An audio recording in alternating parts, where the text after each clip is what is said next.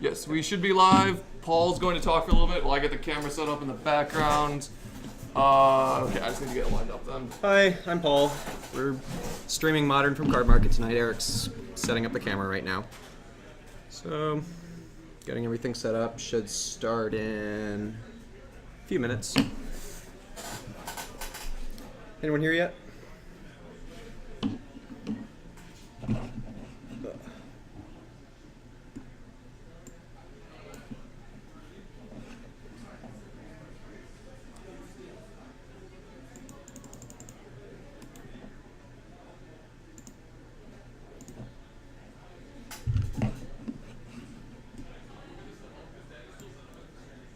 It doesn't look like it.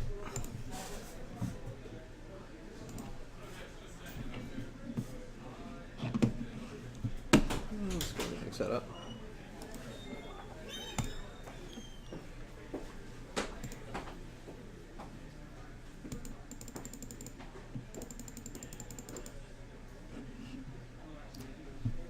Hi, WUBRGxyz, I think that is. See, you're the first person here. We're just getting everything set up right now. Eric's outside setting up the camera, and we should be getting started pretty soon. I think we're having 4 color gifts on camera first. I'm not sure who he's playing against yet, but that should be pretty exciting. Hi, DevClock.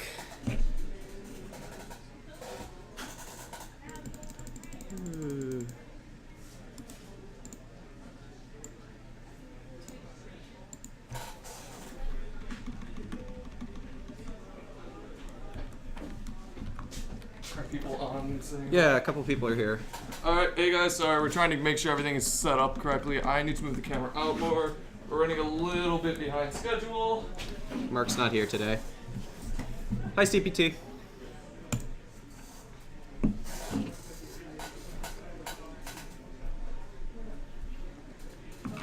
So yeah, we have surprisingly not much Splinter Twin, it looks like, today. I know you guys like that.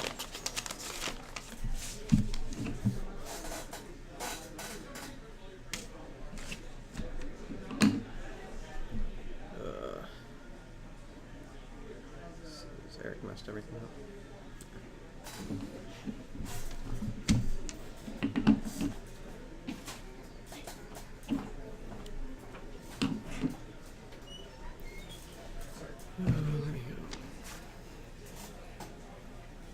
It's really crooked.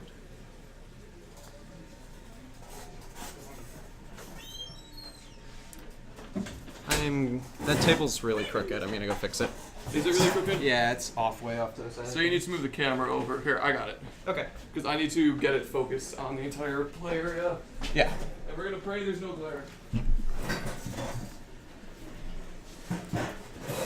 Yeah, unenthusiastic. You're right. We're still getting everything set up right now. Let's see. Presented by... Excuse me? How's it looking? Yeah, that looks better. It's centered. Close enough. Yeah. We're just gonna pray there's no glare today. Right. What else do we need? Round is not 4. You figured out how to click everything and get it set up? I'm pretty good at clicking. Alright, yeah, so we got over 30 people today, so it should be... What did you just do? I hit the wrong button. Leave that as is, we have an actual clock that we use. No, I just... Okay. I changed the round number. Okay. Yeah. Yeah, we have over 30 people with a lot of different decks. We have a red-white land destruction Kiki-Jiki combo deck, so that might come on eventually. There's someone playing a Soul Flare list. We have Pox, Ghostway. Oh, yeah, it is Carbon. Okay. Yeah. Talking to some people, checking on what people in the chat are saying. Yeah. Yes, I've commentated a few times. This is Paul's first time, so he stepped in because we had a last-minute drop from our commentating for tonight, so it should be fun. Yeah.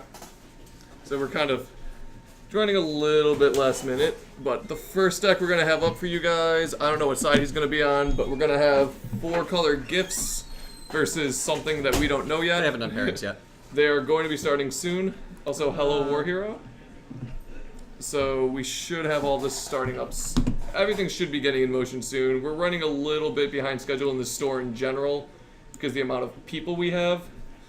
We actually do have at least one Soul Sisters list here today playing Norin the Wary. So that's at Genesis least... Chamber. Yeah, really spicy list. Also, yeah, I Hasn't showed kind up in of a while. agree, I Crimson like it. Viper. Mark is a no-show for tonight. I believe he's must be busy doing other things. I haven't been able to get in contact with him, so we've been kind of scrambling around getting it set up to make sure it's all ready for you guys. So hopefully we'll do okay without him. I've apparently been slightly unlucky the last times I've been doing stuff and had technical difficulties, but ideally that won't happen tonight. We have a couple other people who've commentated on Legacy playing Modern tonight, so someone should be able to help us if we need it. I appreciate Unenthusiastic's comments.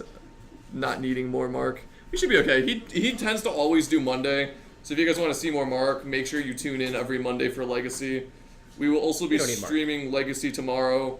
We will have a giveaway for you guys. We don't know what it is yet. They're looking on grabbing it right now. I'll yell at Steven between rounds if he still hasn't given it to me.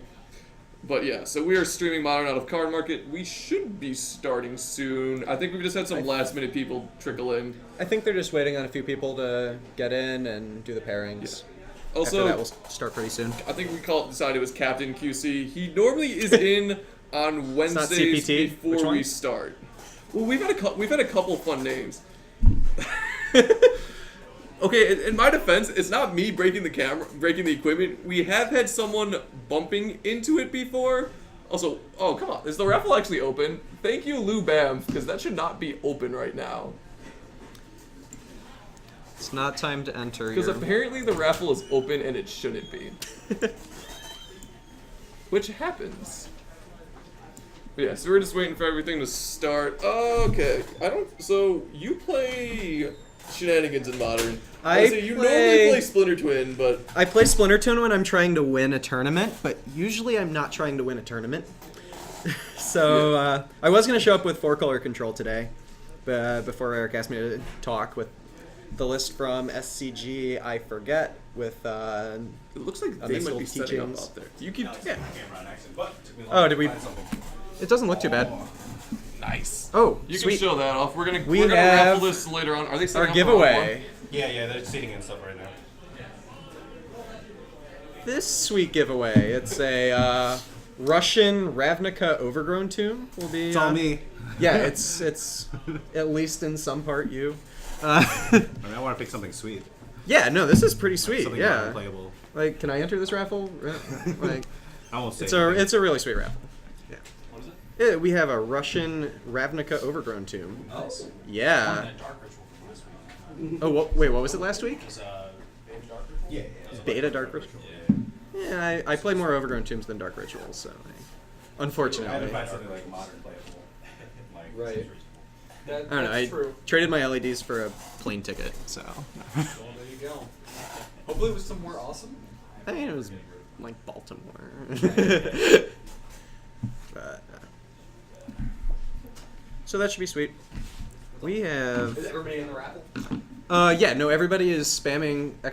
raffle when they shouldn't be. So, yeah, it's gonna be a really fun time. We're gonna Also spam raffle and spam Paul and... We are starting, for the reference, I'm gonna put this off us so we can see what's going on when we set this up. They're all set up yet? No. We have, so we don't actually have printouts of the matchup of the sheets right now because the printer's broken. This isn't Rug Delver versus Miracles. Yes, I'm gonna work on this, but I'm only gonna be putting in first names for tonight because I honestly don't know everyone's last name here. And for solidarity, I'm just going to leave it as this. That is a money sign. So on the left we have Jeremy on 4-color gifts, and on the right we're gonna have Alex on Infect. I'm really excited for this 4-color gift stack.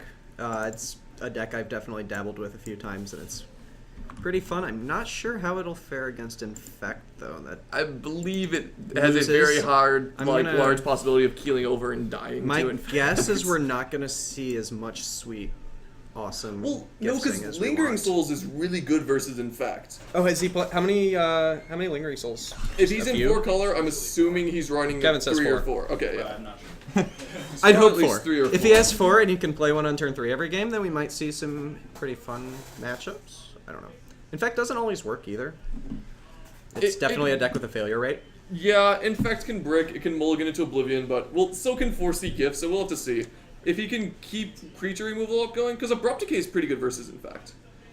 So there's a large possibility we can get some good stuff going. This also means I get to use the Infect counter instead of the life total counter. Ooh. So we'll see. I have to figure out where that is on the computer, but this should be fairly interesting to see. You should probably turn off the infect counter. Also, we should start the round, because No, should be he's announcing he's doing the announcement now. How do you the do round it? will actually be starting in a few minutes. It's right there. The poison's a little bit higher. No, we start the clock from over here. Okay.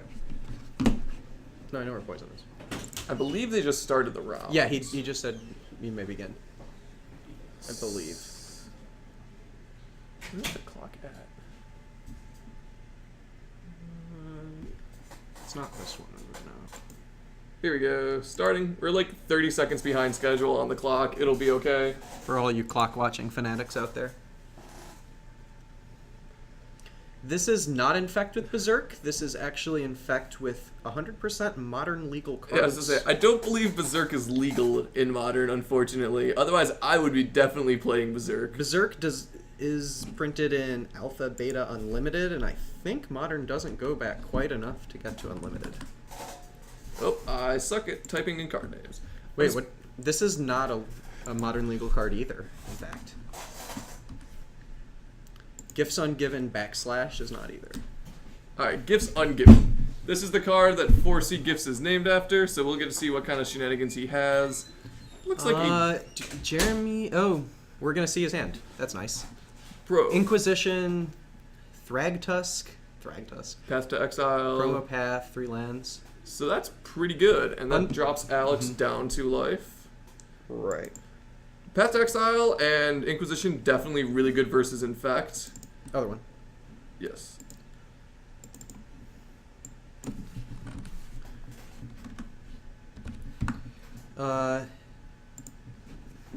However, a Snapcaster Mage that he can't cast is not as good, but I think he just drew a Temple Garden, so that might be a I little believe better. hands down you take the Blighted Agent here. There's an argument for that Inkmoth Nexus, or no, I mean for a mutagenic, or Vines, just because that Inkmoth Nexus is going to kill you, but yeah, it's He does definitely, have Path to Exile. it's definitely also. the Blighted Agent. I think he can also block. As of right Inkmoth now, Nexus. he can't activate the Inkmoth Nexus and have Vines up, so the path is likely to get him here. Although he knows about the path also. He does know about the path, but the path is still his best way to beat that Inkmoth Nexus. I think it's a clear take for that. And he Blighted will be able Agent. to cast a Snapcaster Mage because he has a Windswept Teeth in hand. Oh yes. So he will be did able to draw that. fetch for a blue.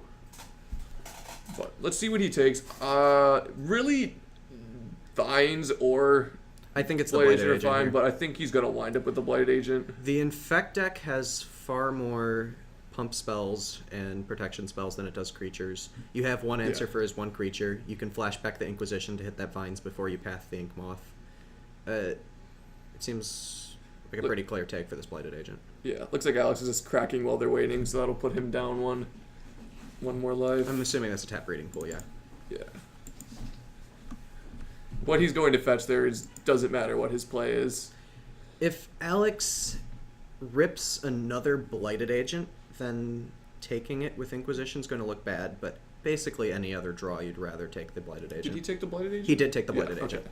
We have a little bit of glare, but it seems to be on the side, so hopefully that won't be too big of a problem. Didn't see what he drew there. That's another Inquisition. That's very strong. Yeah.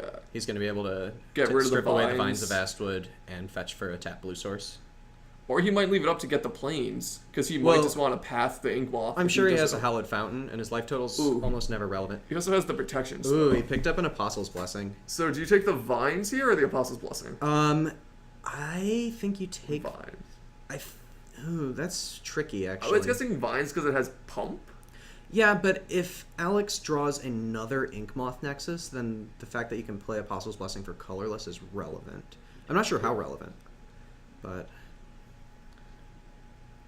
Noble Hierarch, Well, now he can give it protection from Path. he can, and that's scary.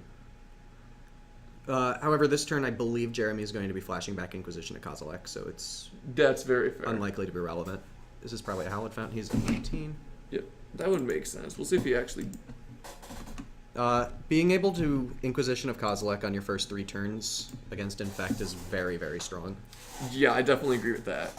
Inquisition is probably one of the best cards he can have in this matchup so Inquisition far. of Kozilek and Lingering Souls are by far the important cards in this matchup. Apostle's Blessing is also fairly good against Lingering Souls, though, because it means he can get past them all. It is. But he's a little constrained on mana. He did draw the Noble Hierarch, but before this he was stuck on 2 mana. Yeah. You want to be using your protection spells on paths, especially against decks that are clearly a control list. It also means I mean, he can't didn't know that eas- at the yeah. time because it was Swamp and Windswept Heath, but... It also means he can't easily pump. Yes. This Inkmoth Nexus is a 2/2 with Noble Hierarch, and he has 2 mutagenic growths in hand. I saw one. He, I believe he only... Oh, yes. I believe he only has one that my we've mistake. seen. He had 1 and a... This is surprising. He knows about the Apostle's Blessing in hand. I think it's almost always correct here to Snapcaster the Inquisition. He knows he drew a Noble Hierarch as well. But he's probably intending to flashback the Path to Exile, Yeah, I would say he's either which like... is it's a much more mana intensive play. So I'm... Oh, well, that's scary. Yeah, at this point he really needs the vines to be out of, or the protection spell to be out of Alex's hand. Let's see what he does. Looks like he's thinking about doing something. Oh yeah, he's throwing down the path right away, just to force the protection spell out. I like this play. I like this play Yeah. quite a bit. Ooh, it goes through. It does, and that's absolutely correct from Alex's. Yeah, because now Alex has mana. Right. He has lots of mana. He can protect his Inkmoth Nexus. Inkmoth Nexus we've established is the more important card here, not Blighted Agent. Yeah. Uh, It also means if Jeremy's running Abrupt Decay, he can't Abrupt Decay the Inkmoth Nexus because it's a Right. land. and it's likely that Alex put Jeremy on junk from seeing a turn 1 Swamp Inquisition, turn 2 I Windswept believe he saw the Heath Inquisition. Snapcaster in his hand, though. Oh, well, yeah, he did. And So- the Frag Tusk. I forgot about the Gitaxian Probe. Could have put him on 4-color control, though, instead Right. of gifts. Because we still haven't seen the gifts from But him. either way, a gift stack can play Abrupt Decay. So Inkmoth Nexus is pretty valuable. Gifts can also play Supreme Verdict, which is really good against a board of Blighted Agent and Noble Hierarch. Yes.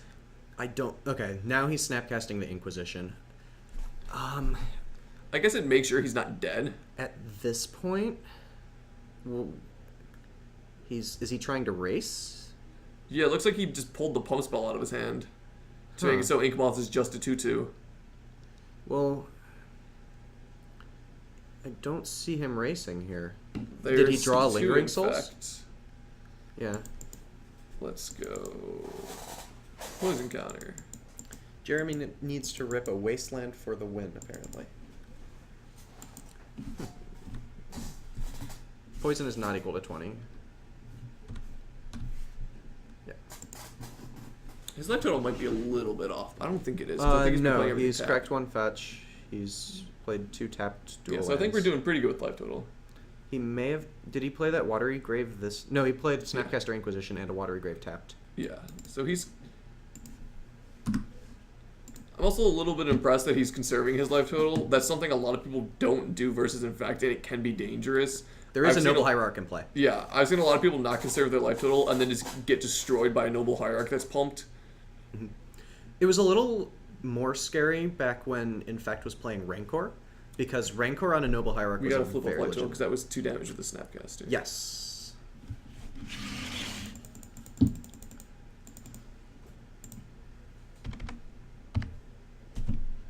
So yeah, it looks like he's just on the race plan. And what is this? Oh, that's Liliana. a Liliana. That can do some work.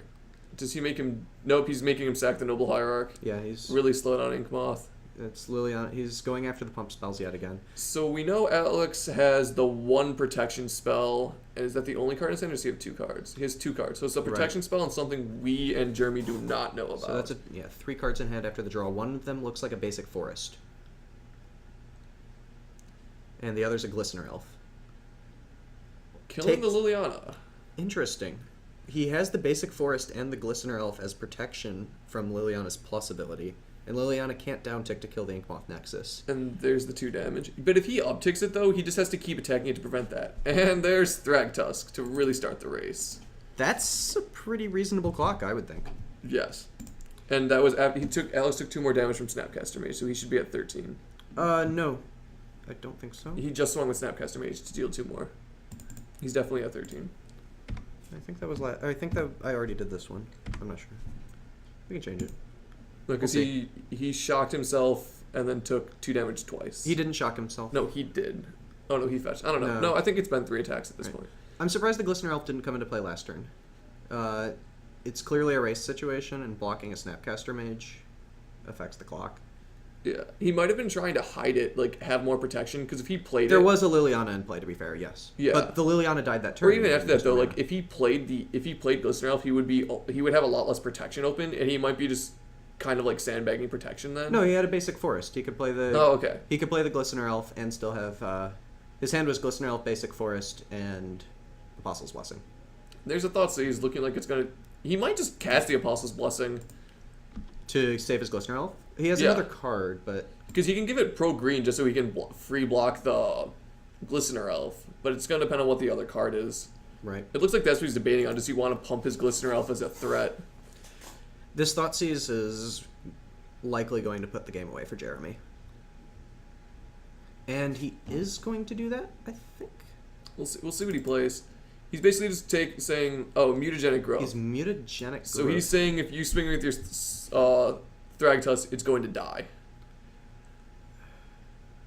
I don't think he used damage to do that, though. He did not. Yeah.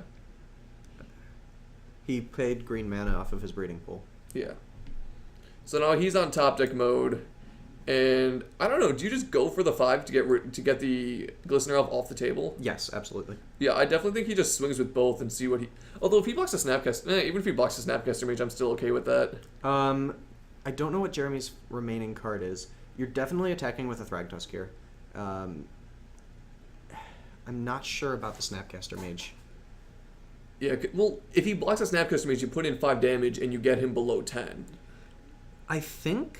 It looks like that's what he's I debating think if on. I was Alex, yeah, that's the attack he's making. Just the trade. So now he gets a Beast token. Right. I wonder if he might just have like a Gifts Ungiven in hand. You know, because of that attack, I wonder if it's correct for Alex to not respond to the Thoughtseize. Because then either one. There's one more infect for him. Yes. You have to get out of the box. Okay. He goes to 3. And he's taken 5 from the beasts. Yes. And it looks like Alex cracked a fetch. Puts him to 7. I believe 8. 3 and 5. Yes, he. Oh, well, no, he has not taken damage yet. Oh, yeah. He's gonna block that. He's at 9. That makes sense. Well, no, because he was at. Oh, yeah, because the fetch. Okay. Yeah, they traded his Dryad Arbor for a Snapcaster Yeah. Mage. That makes sense. So Yeah. now Dryad Arbor's off That's the a good field. point. Sylvan Caryatid. Not a card you see a lot in Modern, but the gifts list I've seen wonder seem to what's be left in pretty hand. happy about Caryatid. Because if Alex just rips up Become Immense here, Hierarch gets in for. there's pushing for 2 infect. Yep. That seems like he just basically has to just keep applying the infect pressure. Yeah, we're in a race situation. And Alex is just taking 3 here.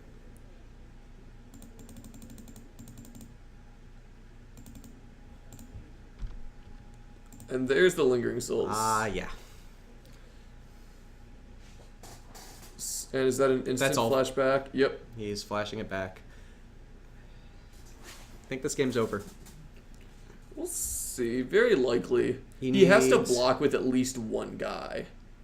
Right. His life total's at 6, and he's attacking. He just passed it back, That's all he can which do. makes sense. He needs a combination of a protection from white and a pump spell.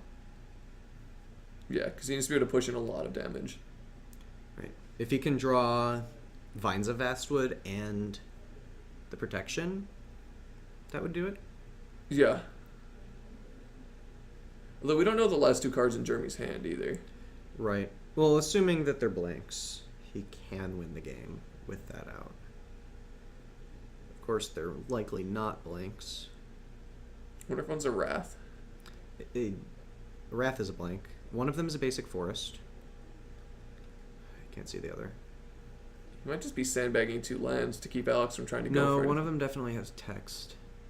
It looks, yeah, one of them's definitely a basic forest. Well, he's tapping mana. Oh, it's an Abrupt Decay. That. Yeah. Scoop. Yep. That'll Not push enough through the blockers. last 6. So what is Infect's sideboard in this matchup? That's a good question. Counter spells? Probably Dispel if he has them. I assume most of blue Infect decks have some combination of Dispels and Spell Pierces. Right. And Spell Skites. It's probably some combination of those. Maybe a Dismember? If he's scared of this... I don't think Dismember is something you want in this matchup. I think in this matchup, you're the beatdown, and you want nothing but protection. There's no need for removal. He might suspect Spellskite. Yeah, I'd be guessing Spell Skite from both players. Although, to be honest, I don't really think Spellskite is a common Gifts sideboard card. He might have something for the anti-tokens. Sometimes they play something to, like, stop tokens from dealing with his stuff. I don't know what he would have. If he has Engineered Explosives, maybe? Like, Engineered Explosives for 0? Either player playing Engineered Explosives is pretty good. That's here. true. Engineered Explosives is good against everything in Infect except for Inkmoth Nexus. Yeah. But it turns off, it can kill Noble Hierarch, which is strong.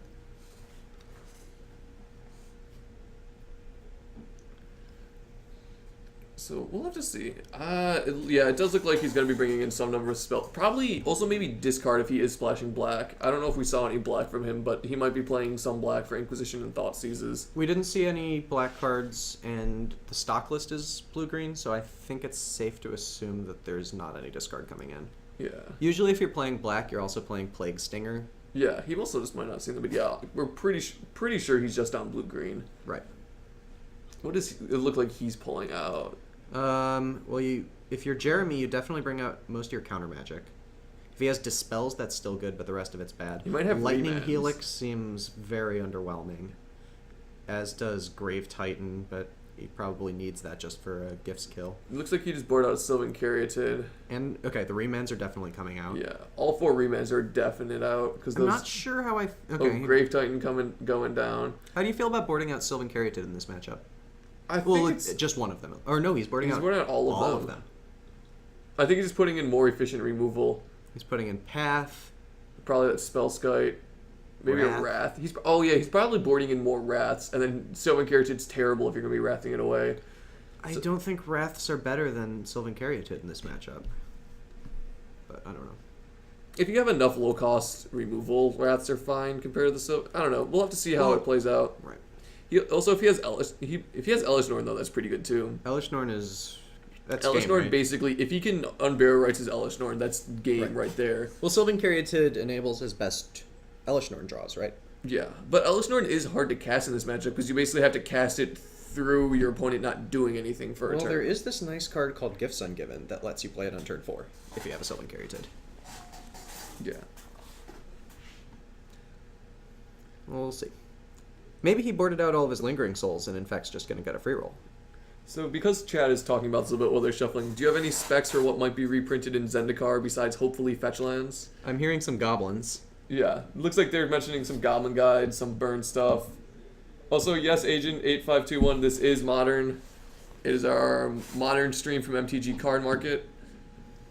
Tomorrow at 7:30 will be Legacy stream, also from MTG Card Market. Can we change the chat title? I don't know what the chat title is. I don't know how to do that. I've never done it before, so I'm just going to assume it's correct. No, it probably still says Dojo. Legacy.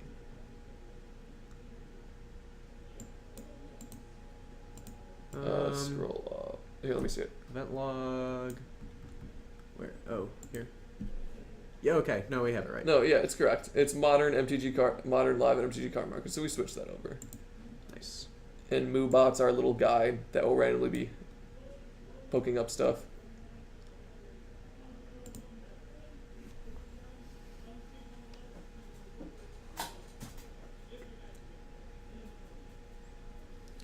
So I'm wondering what a Gifts and Given player could, if they would ever run Tassiger. Because Tassiger seems like a really good value thing, and he's playing a lot of removal. And also, Chat just kind of mentioned picking up Tassigers, but I feel like, I don't know if you'd want it in Gifts control, but like, in an Esper control, like, Tassiger could be good, so. I think Tassiger's just a very strong card. Like, I don't think it is necessarily the best card for the job in every list, but I don't think I could fault anyone for just jamming it into this deck. That looks like a pretty decent hand. He has looks like on burial rights there. He has Barak one does. land.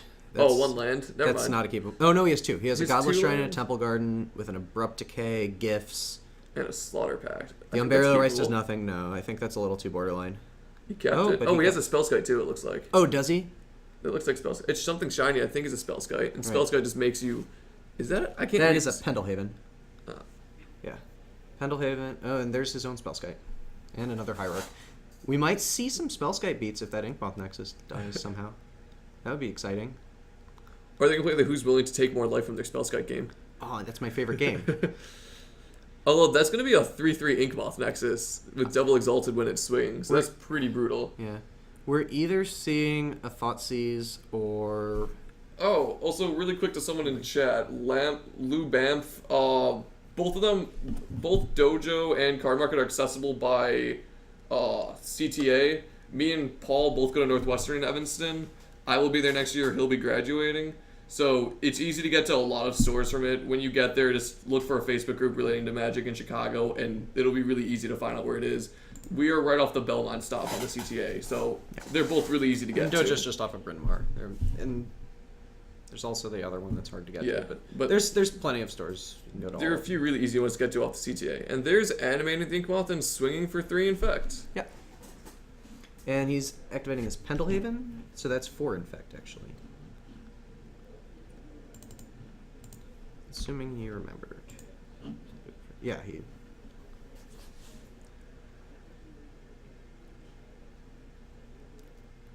That's a very strong start for the Infect deck. Yeah, that thing that we thought was Spellscope was just a foil planes. Not so happy shinies. It kind of looks like Spellskite though. Look at that card. That card, it has a big white ball at the center. Yeah, and it That has a looks like black Spellskite. thing over it. That shininess looks like a Spellskite. I can understand the mistake. Does he have a... What is that green card in his hand? Him? On the far right. That's a promo of some kind. That might be a... No, that's not Carry Is that Day. Nature's Claim? Yeah, that's Conspiracy Nature's Claim, yes. Nature's Claim versus Inkmoth is going to be really good here. Yeah. But it will be redirected to he, Spellskite. He has to Abrupt Decay the Yeah. Spellskite and then Nature's Claim, and thanks to that basic planes, that's not going to be possible. There's a chance he Nature's Claims the... I think he Abrupt Decays the Spellskite here, and then Slaughter Packs the Inkmoth? Yes. I think that's the line I take here. I think that's the line he almost has to take or else he's dead. He's taking an extra 3 here. He's going to go for the Nature's Claim.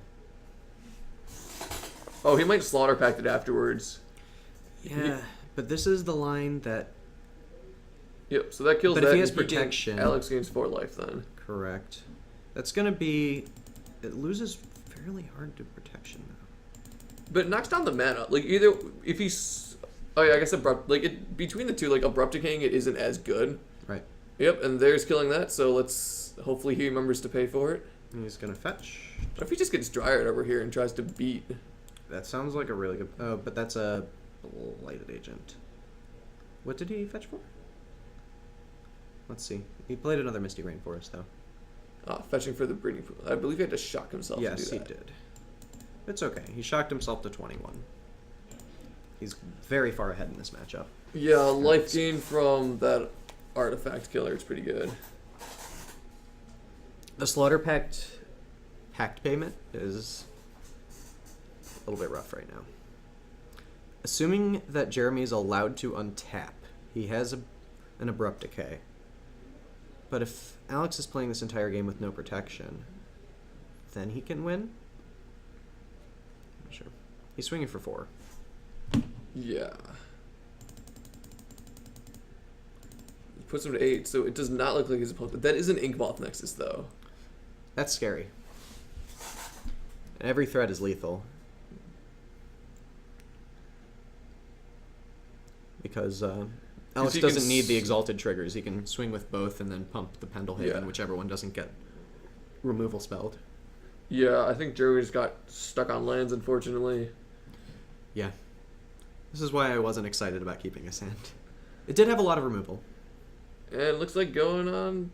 Did he scoop? Oh, no, No, he he just passed. passed Does his he turn. have a 1 CMC removal, or is he just hoping Alex does it? Yeah, and there's Alex's... That should take the game. We save a path? Abrupt Decay, and Pendelhaven. And we're going to game 3. Yep. Just had to swing and hope you missed the Pendelhaven trigger. Yep. Which is a valid play. You always play to your outs, even if your out is just your opponent misplaying. It's always worth making sure they know to do it. I'm a big fan of never scooping until you are dead. Like when your opponent casts Splinter Twin. Yeah, you wait for them to say, I make a lot of creatures.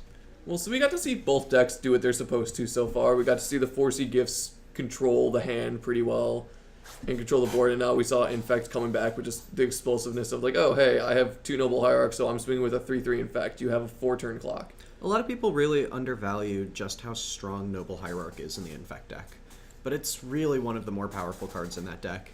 Yep. It's definitely playable without Noble Hierarch. A lot of people ask me if they should play Budget Infect without Noble Hierarchs, and that's a completely viable deck choice. But it's so strong when it gets you wins like this, where you have extra mana for your pump spells, extra mana to turn on your Inkmoth Nexus and just swing for 4. Yeah, it really helps in the grindy matchups, because it's a pump spell you don't have to play from your hand to force through damage. Right. It lets you use your Pendelhavens for pumping instead of the mana you need to kill things. Also, it feels good very when your strong. opponent bolts your Noble Hierarch when you have an Infect guy in hand, because it just wastes their removal then. That was the best part about Pod in the format, was everyone would think you're Pod, and then you would lose to Pod every time because that was an unwinnable matchup. So I'm kind of curious. Chat just mentioned a card called Uba Mask. Uba and Mask? I have no idea what this does. Uba Mask is sweet vintage tech. You haven't been playing enough vintage, Eric. Obviously. See, somebody searched it on this computer. I don't remember what This it was. is legal in Modern, too. Yes, it is. The player would draw a card, that player removes a card from the game face up instead. Each player may play cards he or she removed from the game with Uba's Mask. So this makes it so you can see your... Why is this good in Vintage? Because it makes it so brainstorm, so you don't have to put stuff back after. No, you don't play things to turn off. Brainstorm's restricted in Vintage. Let's see. What was the combo with Uba Mask? Does anyone in chat remember? There was a combo. Means you can't get Thought Seized. There might have been like... Yeah, you can't get Thought Seized. Yeah, it's good against Brainstorm, but it's old tech. It was played in the old Stacks decks with, Mishra's Workshop. I don't remember what it was. If your opponent enters if someone enters the Infinite with Uba Mask. I guess it might have just been how Stacks answered Force of Will. Because You can't free cast it from your hand. You can't discard a card from your hand. well, Uba Mask says you can only play cards you remove from the game this turn. So anything you drew on your turn, you have to play. Otherwise, it's gone. So So let's look at hands really quick. It looks like he has an Abrupt Decay, Gibson given Liliana, this is a strong hand. and 4 lands. That's a really strong hand. We might. I can't be see Alex's hands too well. I just leaned off to the side like that would help, but Yeah, that's. If you guys could ever see us in this room, we do that a lot. Like if there's a glare, you'll see us moving around our heads trying to get around. oh, it was avoid the glare. Goblin Welder. That's right. Thanks, WUBRGxyz. You would weld your Uba Mask for another Uba Mask, and it would lock out your opponent from playing any sorceries or counter spells. Super sweet card. So there's the Glistener Elf. So I think he just sets up for the Abrupt Decay play. Maybe we should Put like an actual put modern. a Goblin Welder. Yeah, let's put more cards that we'll probably not see play in Modern. If someone wants to bring a Uba Mask deck here, I will make sure you are on camera. Unfortunately, Goblin Welder is not Modern legal. All you guys talking about goblins that should be legal in Modern, and you completely forgot about Goblin Welder, the sweetest goblin ever printed. Okay, the Glistener Elf gets Abrupt Decayed. Instant Abrupt Decay. Right. You can't let him untap with Vines And looks like he's taken 2. for a Spellskite. And I wonder if he's just going to slam the Liliana. You have to slam the Liliana. Yeah, I think you just slam the Liliana and be like, well, now you're taking damage. And at this Is that a point, Ghost Quarter? that is a Ghost Quarter. That's so that you can gifts for Loam, Ghost Quarter, Tech Edge, and whatever. Jeremy takes 2 for a Watery Grave. I think he's taken 2 twice for both Shocks, Temple Garden, and the other one, so we should be at 16. Yes, you're right. There's a Liliana sack. What does he have in hand? Does he have Lingering Souls in hand? He has a Gifts He has a Ungiven. white card. That's a Tectonic Edge. Tectonic. You keep thinking that lands are sweet cards. They're just lands. Oh, and there's a no path. No, I wonder if he's gonna get like a Dryad Arbor just to hit the Liliana. Well, the Liliana's going to be at 2. Oh, well, he has a Pendelhaven. That seems correct. See, he does have. At, He just at has a this bunch of point, lands. Jeremy just needs to gifts for Elish Norn and the game is over. Discording Orborg? Groundswell. Yeah, it's an Urborg and a Groundswell. Ghost Order. Yeah, that seems to be the plan. Now he can protect his Liliana or gifts ungiven if he doesn't care. Yeah. Let's see if he gets a land with Dryad Arbor. I think if I'm Alex, I might just get the Dryad Arbor here and try to kill the Liliana. I'm expecting Dryad Arbor, yes. But he knows Jeremy has a Ghost Quarter though, so that's still a risky play. Because he has to, in order for me, if I was Jeremy, in order for me to kill the Dryad Arbor, I'd wait for it to get pumped with Pendelhaven. Here's what I do, is just don't kill the Dryad Arbor. Because Yeah, you also, if you have gifts for Elish Norn and Iona, like, I would just be like, sure, go for it. I'm just going to lock the game out entirely. And There's make an it so you have no argument play. for respecting the Spell Pierce here, but also, Alex definitely doesn't have an Infect creature. He didn't play one this turn, and he certainly would have. The Liliana Yeah. couldn't kill it.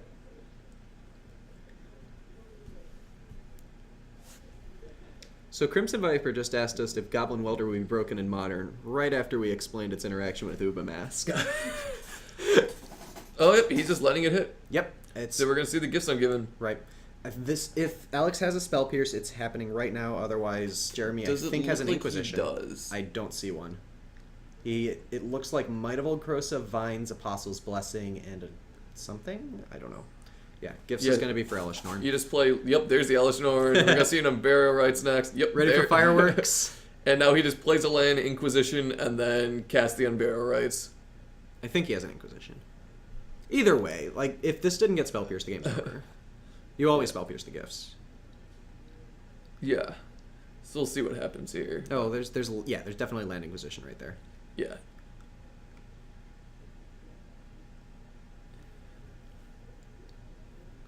Does he have the counter spell? Nope. No, there is a Become Immense, though. Ooh. Might of Old Krosa, Apostle's Blessing, Vines of Vastwood, Become Immense. So yeah, he's just dead then. He has 4 blanks in his hand. Because that Let's be Inkmoth real. Nexus can never be animated and survive. Yeah. Nothing he has can survive because nothing he plays is bigger than a 2/2. He's drawing out to double Dismember, but Elish Norn is a little bit faster than that. Yes. More than a little bit faster. Yeah, taking the Vines is the correct play there, just in case something bad happens. Yeah, it's a pump spell. But now he knows nothing bad can really happen. Because now, kills the Dryad Arbor. He can no longer play any creature else he's dead. So, yeah, this is... Also, I just turned over to the chat and see Crimson Viper saying, ban Uba Mask, free print Welder, done. Honestly, I think Modern would be a better place if both cards were legal. I don't think the deck would ever work. Oh wait, that's a Tectonic Edge in play. He can't draw out a double Dismember. What am I talking about? Oh, well, he only has 3 lands. Oh, that's how big Elish Norn is. Is it a 5 or a 6? Elish Norn is a It's a 4/7. 4/7. Twisted Image it to a 7/4. Hope to draw the Dismember? If he draws the Dismember here, that would have been sick. Assuming he has the Dismember in his deck, I think you hold that Twisted Image. He's also basically just dead at this point, though. What is he tapping that Creeping Tarpit for that attacks for 5? I don't know. Okay. Yeah, that's kind of what I was guessing. Like, once you get... It's so hard to just beat an Elish Norn once it's resolved. Right. And There are very it looks few like outs. we have 15 or so missteps in round, so I'm going out there and see if we can throw another matchup on for you guys. Paul will keep you entertained until then. Yeah, let's see. Why don't you pull up Elish Norn so we can just show them what that card was? So they let's can bring see up the Murder Weapon. Well, the murder weapon is gifts and given. Well, yeah, and but Elish Norn, we so- had that Murder Weapon up for long enough. Sundering Titan's not banned in Modern. Sundering Titan is a sweet card. It shows up every now and then in Mono Blutron. I'm a fan of that deck as a concept.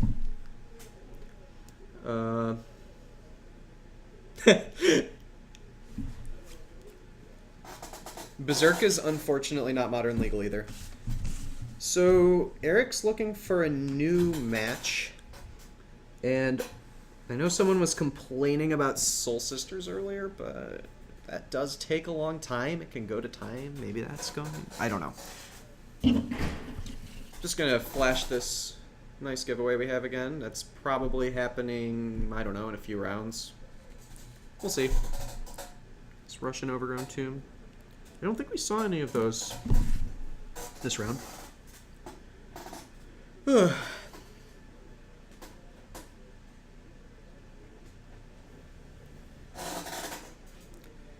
Yeah, Sundering Titan is banned in Commander, but my understanding was that Commander rule set doesn't matter that much. House rules, you can play it if you want. Sundering Titan will probably make people mad, but I don't know. Not my format. Ugh. Are they still... Oh no, they're just packing up. So what kind of decks do you guys want to see next? We have way more variety than I would have made if I had written a list of every deck I can think of in Modern.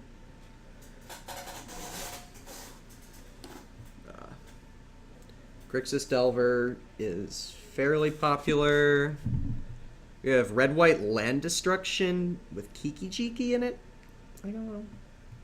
That seems exciting.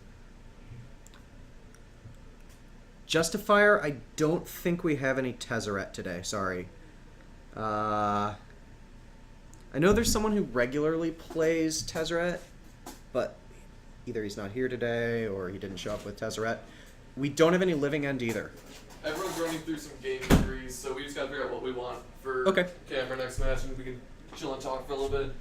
If you guys want, I can grab the gifts I've given player if they want him. If he can talk about his deck a little bit, talk about some of his gifts pack. You guys have him come back there and explain the gifts a little bit. I told them that there's a Red-White Land Destruction deck at this tournament, and I think we're getting hype. Is there hype for this Red-White Land Destruction deck? I hope so. There's no black in it. I'm kind of hyped for Red-White Land Destruction. There is a Pox deck, actually, in this tournament. There's a Pox Rack deck, but that's less fun. I think I missed someone asking me about Northwestern, maybe? Oh yeah, Lou Banff. Northwestern's great, yeah, come here. So this store's cool. We like good Magic stores. That would be the main thing, like some of your gifts packages you can explain and then you go through your sideboard. So we have Jeremy here. Justin? Yeah. He told me it was Jeremy. Oh, I totally put you on as Jeremy because I think I wrote your name down. Okay, well, we have Justin here. So we're going to talk about 4-color gifts. Did I write you down as Jeremy too? In which case I'm a terrible person. No, you wrote him down as Justin. Oh, in that case I had your name on there wrong. I'm sorry. Oh, you're fine. You can sit and remember, watch everyone, Eric Millington cannot read. Eric Millington got confused. I don't know. Well, you can. He's just gonna have him like explain his Yeah, deck on the sideboard. I'm going to go try to find the person. Do they want us to try to see the Red-White Land Destruction deck? Yeah, everyone spam Red-White Land Destruction in chat, please. Okay, I can go talk to him and see if I can remember who that was. It's Josh. You wrote it down as Yeah, RWLD plus Kiki, I know who it is. aka Troll. So yeah, tell us a little bit about your deck. Yeah, so I really like Caryatids, is the first thing I'm going to say. It was absolutely horrible, that matchup. That's a 4-of. But yeah, so gifts, it's basically kind of like an Abzan rock. I'm not sure. Yeah. It's basically kind of like an Abzan, but it splashes blue for gifts. But with that, you get also Snapcaster and the Remand package, which has been really good for me so far. Yeah. Sweet. So when I think of Abzan rock, I think of Siege Rhino, I think of Tarmogoyf, I think of sometimes Dark Confidant, and I didn't see any of that. Are you cutting that package? Yeah, basically I'm playing a lot of creatures, a lot of ones. So basically the high end, you have Elish Norn in the main. Sure. Iona's in the board. I didn't really I saw a Grave Titan. Yeah. And Thragtusk. Yeah, Grave Titan, Thragtusk, 2 Snapcasters, a Kitchen Finks, which is a new addition. A Kitchen Finks. I don't know. I've been liking it a lot. Lingering Souls, I'm playing 3 right now. Right. Kitchen Finks kind of replaced the last Lingering Souls since, I mean, they're both kind of bad against Siege Rhino, but just the extra life gain and not getting ground out by Snapcasters is pretty big and whatnot. But Lingering Souls is pretty good in that matchup you just saw, though. Yeah. Lingering Souls is fantastic in that matchup. So what does Caryatid bring to that deck? Because that's also something I don't really think of as being part of the Abzan mid-range shell. Yeah. So obviously it's 4 colors. It's very color intensive. We are going to find a different deck. He says he wants a few more rounds to use the deck. He's never played the deck before. All right. So he said possibly round 3 or 4 for the red-white land destruction deck, but not yet. Everyone contain your hype. So the Lower hype- everything. What There'll be more about coming. there is a junk Ghostway deck here if Yeah. you want to see some shenanigans stuff. I don't know. Do you guys But- want to see shenanigans? I just put my head down a little bit. Do you guys want to see shenanigans or a real deck like Scape Shift, Splinter Twin, Grissix Delver? Splinter Twin. We have Soul Flayer in here, which I believe Travis Wu has shown a similar deck list. I believe Frank Lepore played a modern deck list, but it's probably similar to Travis Wu's. Hey, you're interrupting the gifts. I'm sorry. You guys, I just want to see what Too they much to want. talk honestly, gifts is more important than anything Eric's talking about. Okay, I will find someone random and shove them on camera then. Good job. All right. Yeah. All right, we'll go quickly and stop blabbering. Another thing I forgot about is Tassiger, and Tassiger has been phenomenal so Oh, really? far. Yeah, we were actually wondering if you were playing Tassiger. Yeah, playing Tassiger. I tried like a Serum Visions package, but that with the discard is just a little too much damage on turn 1. Sure. But basically, if you don't have a discard spell, playing a Caryatid is huge, or going discard Caryatid into snap, discard, or one of your great 3 drops. So Discard, Caryatid, gifts ungiven. Yep. I'm sure is a strong line. yeah, definitely. And birds I just don't like because of bolts and stuff. And Caryatid getting out a Nilesh Norn on turn 4 is pretty huge. So That seems strong. yeah. I'd go with strong. Yeah, definitely. So it's fun. It's a great, really fun deck. Right. So we were wondering something, which is you boarded out 4 Sylvan Caryatids in the Infect matchup? I boarded out 3. Okay. How do you feel about the Infect matchup? What do you think's important for your deck in that matchup? Basically 1 mana kill spells is pretty huge. So the Nature's Claim was a new addition, which I really enjoyed. Right. Just ways to kill Ink Moth is really huge. I have another Path in the board. That's really good against like robots. Same with You're a little off camera. Let's do yeah, for sure. Yeah, same with Someone is Nature's playing Claim. Seven Land Belcher. Oh yeah, that's Tim. Yeah. Get them on. Yeah, so basically a bunch of kill spells and discard is really huge. And And you Caryatid take doesn't out- fit into that plan, you think? Yeah, Caryatid's just slow. I mean, you want to spend your first 3 turns killing absolutely everything and discarding their hands. And you don't really want to power out of gifts because gifts means you tap out on turn 4, 3 if you have a Caryatid, and then turn 5 or 4 if you want to actually flash it back. Sure.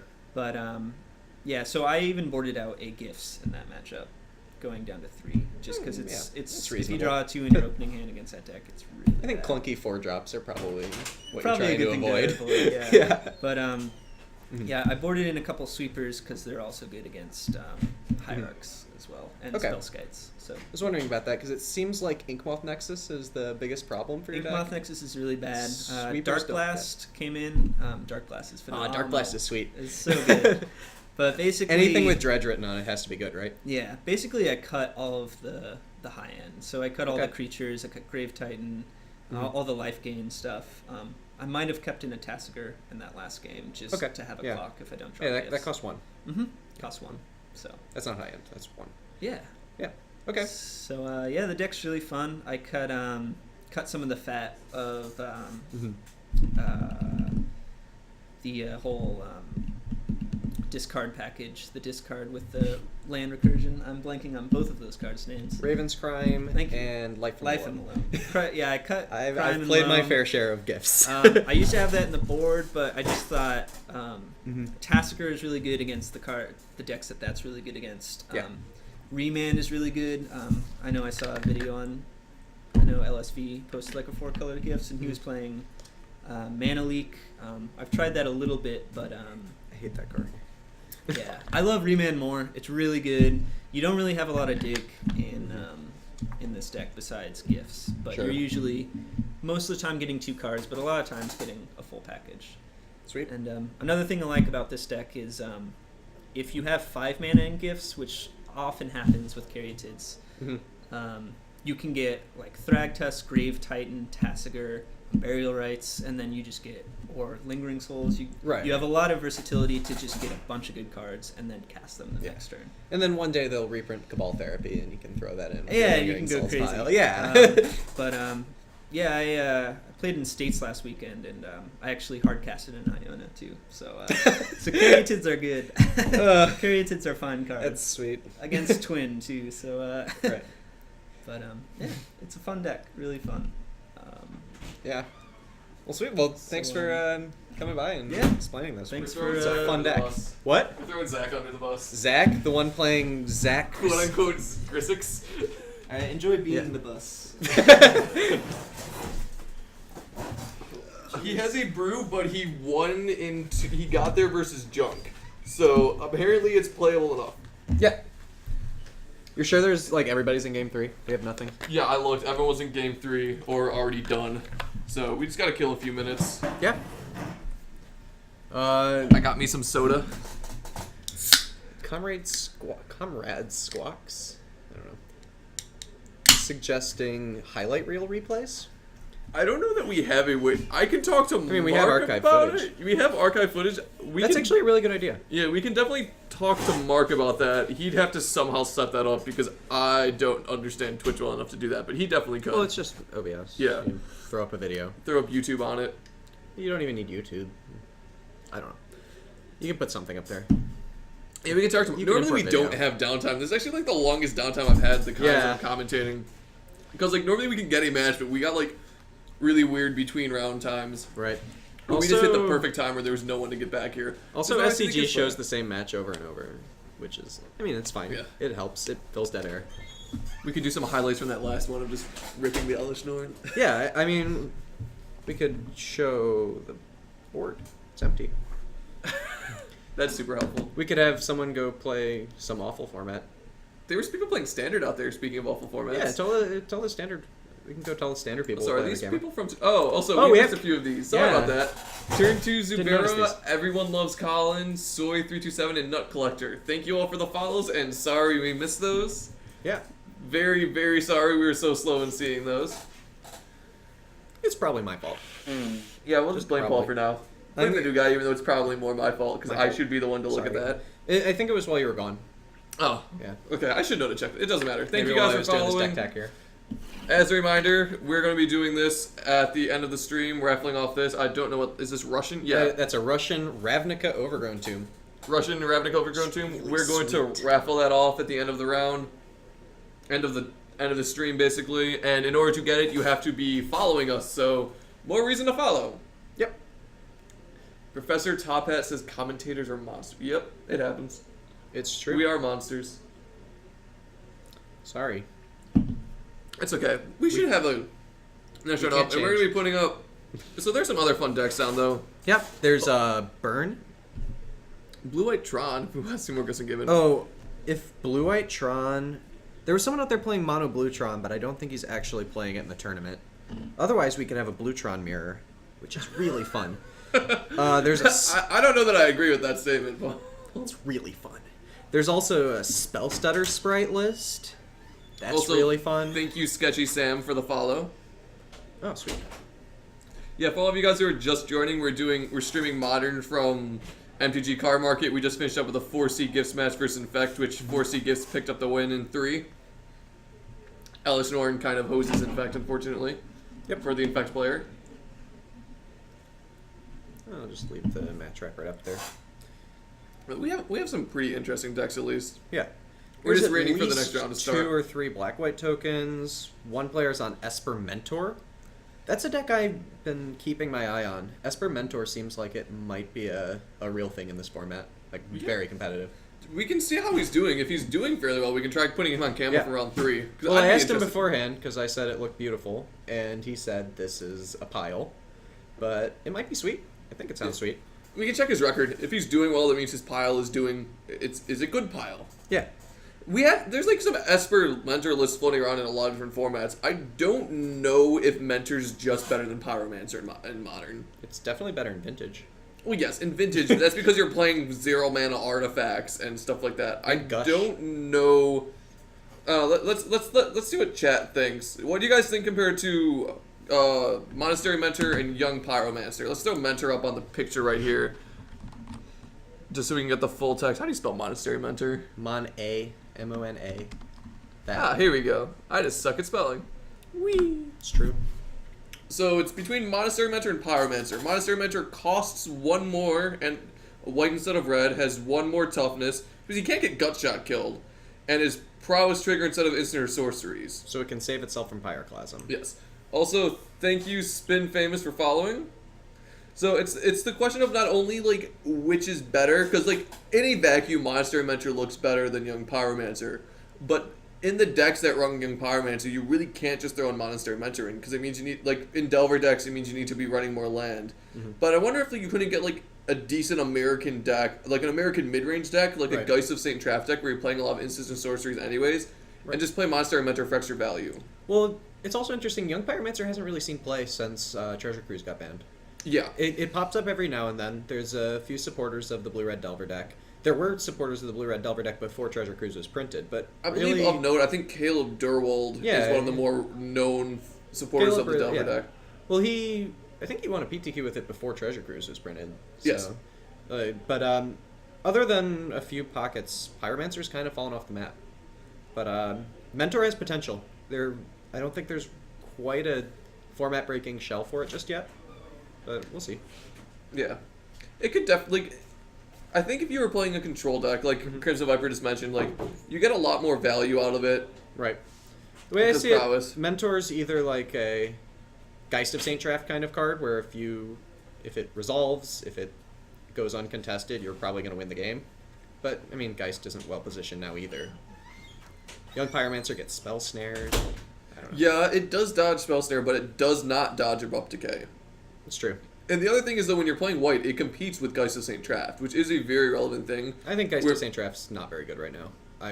If I was playing blue-white aggro, I wouldn't play Geist of St. Traft. If I was playing a deck with Geist of St. Traft, I would be having Geist of St. Traft in my board. Because there's a lot of matches where you just need to bring Geist of Traft. Like, a common thing is American Control will play Geist of St. Traft in his board, because versus matchups like Scape Shift, where it like can't win. It boards in Geist of St. Traft so it can win. And then, yeah, that's why if you're ever playing against American Control and you think you're a faster deck, you think a Geist would kill you, you have to board in a board Wrath. The way I see it, there's 2 good ways to play Mentor. One of them is on turn 5, you play it with Remand backup.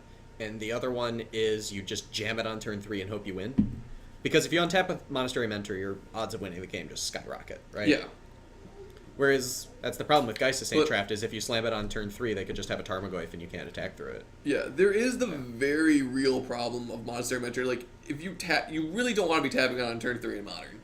I've never wanted to tap out on turn 3 in Modern. Because turn 4 got even more dangerous now that Junk has Siege Rhino.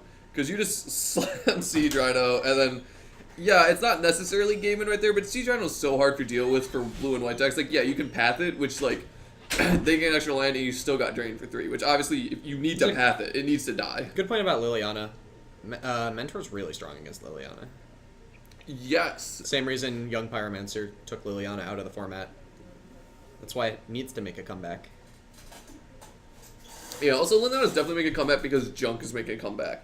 So it's good in the mirror, yeah. As long as they don't have Lingering Souls, Liliana's very strong in the mirror. So it's a question of, like, is Monastery Mentor... Like, when I'm trying to think with Monastery Mentor, is like, is it good versus Twin, and is it good versus Junk? The answers to that are no and yes. Yeah, I would not say it's good versus Twin because you don't want to be tapping on 3, so that means when you're playing Mentor, you have to be playing it on turn 5. Right. But I think it is really solid versus Junk. It's very strong. If you're playing a white deck that you need to improve your Junk matchup, I would definitely consider Monastery Mentor in the 75. Do you think Junk's still well positioned? Also, yeah, I like this guy playing Slaughter Pact. Yeah, I think Junk is probably going to be Slaughter Pact doesn't really help you against a Rhino. But honestly, I don't think Junk's really all that well positioned. Like, it's definitely a tier 1 deck. It's strong. I don't think I would feel comfortable bringing it to a large tournament right now. I don't know. I think it's fine, just because, like, Thoughtseize. Thoughtseize Tarmogoyf Liliana has been a strong package forever. Yeah, it's the concern of, like, it's gotten better versus Burn.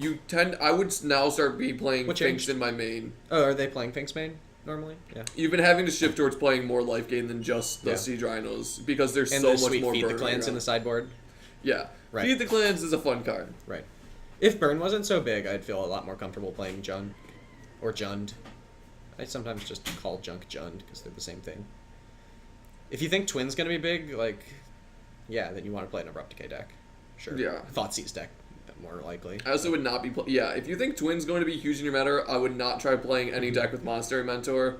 Unless you're going for some silly combo deck, in which case jam Monster and Mentor and bring that deck here so we can try to put you on camera, because it's funny. I don't think playing Mentor means you just lose to Twin, right? No, but it winds up being a dead card fairly often. No, because, well, post-board, they're not going to be all in on combo. Yeah, post-board is good. And you're going to have your full set of paths and your full set of, like, Dismember or something. Not full set, but, like, some number of Dismembers. I don't know. So I wonder if Monster and Mentor might be better as a sideboard card then. I'm not sure. I don't know.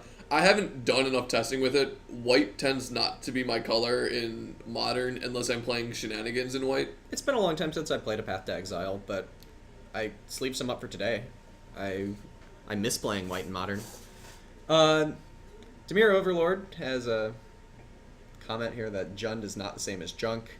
Yeah, Jund is black, red, green, but... Did someone say that it wasn't paying it? Did I say that? I don't say what? No, I said that. Oh. I said they're basically the same thing because they play out in the same way. The important thing is the, like, Tarmogoyf, Abrupt Decay, Thoughtseize, Liliana, that package. It's a black-green X deck, and it just... When you're deciding between Jund and Junk, it's not like they're two distinct decks, which one is the better deck. It's would I rather be playing Lingering Souls or would I rather be playing Lightning Bolt? And right now, I think Lingering Souls is the correct answer to that. So Wolfsicle has a good point, though, playing black-white tokens with Mentor, and I think that could be a relatively strong shell. It gives it gives tokens a little bit more late game, although it already has good late game. Oh, they've just called time. Oh no, Pairings that's are pairings. up, so we will be able to start our next round. Should we go looking for matches? Or I've already are they told gonna Zach to get on. Okay, so Zach and So whoever. we're gonna get to see a little bit of a brew. He did win game run versus Junk, so he believes in his deck. He normally is a twin player, I'm gonna so go see who's playing against. I don't imagine him bringing in too heavy shenanigans without having a realistic chance of it being a decent deck. So we're gonna see how this goes and hope it goes well. But regardless, it should be entertaining. He says if he is facing a creature deck, he will have a very funny sideboard. Because he has a troll sideboard, apparently, versus a heavy creature deck. So, Paul just ran out to go check who he's playing, and hopefully what side he's on. It looks like, yeah, that's his cone on the right, so that's definitely him on the right. We have a couple people testing out new decks here, so we get to see how fun this turns out. I got last names this time. That's good. You can here, let me reset his left tool and you can input everything. Sure.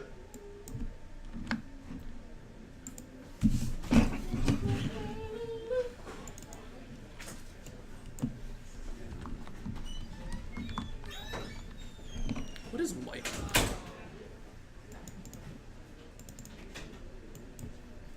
So we got Mike, who's on. What is Mike on? He's on Affinity, I believe.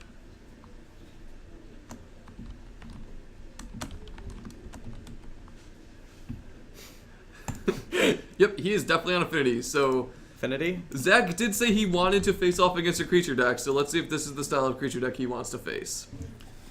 And that Affinity board looks pretty good. I see a Blood Moon in the board. I like of course, Blood it's Moon. the good art of Blood Moon. I personally prefer... If I'm ever playing a Blood Moon, I play the ugliest art possible. And I can show you guys the exact art I play. If I can click. I intentionally play ugly art because it feels bad to lose to Blood Moon, so why not make them feel worse by playing the ugliest art possible? I play the good old Chronicles, so it's bad art and white bordered. I got my sweet set of the dark and one because the dark is awesome.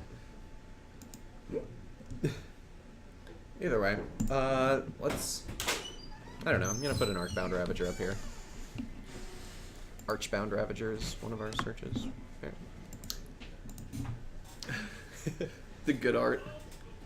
The original art. We're gonna make up a really cool name for Zach's Cool Brew because Zach told me something and I didn't really know how to spell it. Zaxension.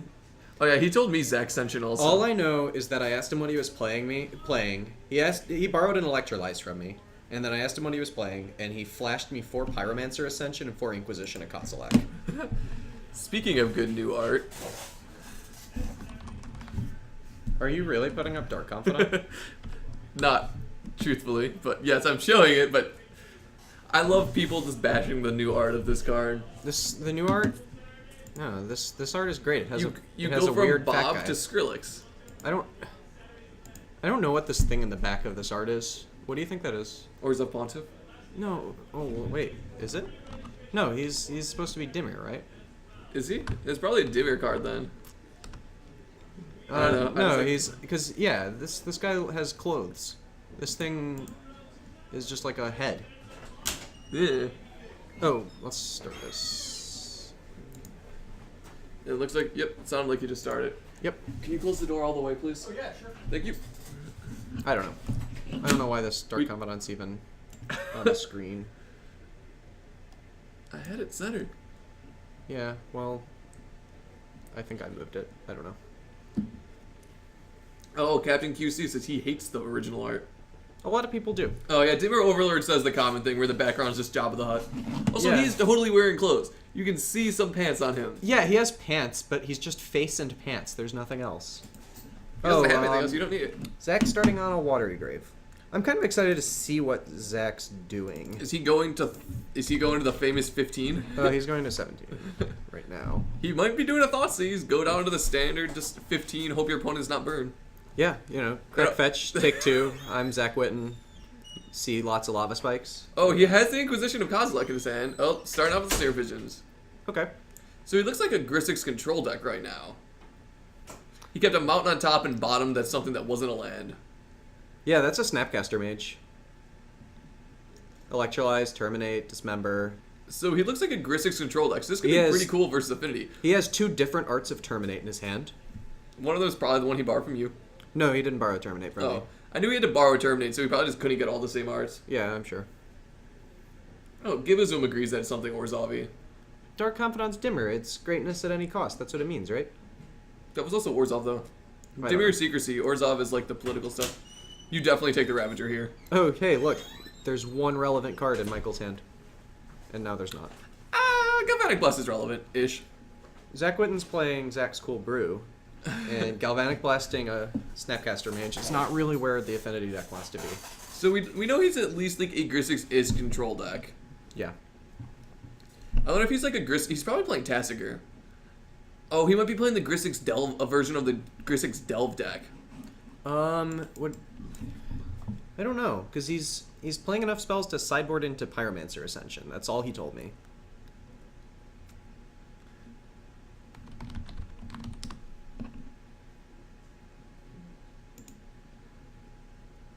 This old art's weird. Let's move this a tiny bit. Yeah. Oh, I think it was because Dark Confidant had 2 lines of price. Ah. Oh, and he's taking 5 from this? Did he attack with that Memnite? Yeah. Well, he might have used Spring. Oh, he didn't use the Spring Lake Drum. Yeah. Okay. So he doesn't care about his life total. No, someone bumped the camera. I'll be back in 1 second and fix that. It's not that bad. He's taking 2 from a probe. This is very aggressively I using hope his he's life playing total. Death Shadow. I hope he's playing Death Shadow. He flashed it too quick for me to see. Did anybody see what else is on his hand? Or in Michael's hand? I guess we saw it earlier from Inquisition. There's nothing relevant. Eric's adjusting the camera on it right now.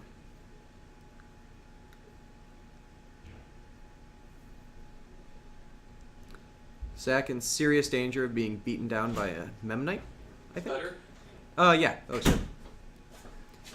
This lone Memnite is getting terminated on Zach's turn. I think he's trying to turn off the Springleaf Drum.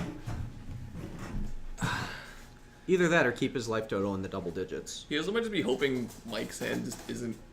Well, he knows Mike's hand. He knows he has 2 Blinkmoth Nexus. And I'm surprised. Yeah, so that's Galvanic Blast. I'm a little surprised to see Michael not attack with this Blinkmoth Nexus here. What do you think about that? He might be scared of removal. Zach was tapped out.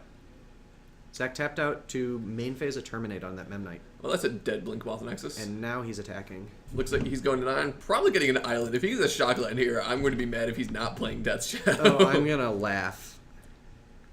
It has to be an island here. Yeah, let's see what Art of Island he's playing. That's what you care about. Yeah, Paul, for you guys, those of you guys who don't know him, he's very particular about what art basic lands is. In my Scapeshift deck, I play all Return to Ravnica basic lands. All the same arts, BU, but he hates them. They're very bad. He's playing Scars, I think.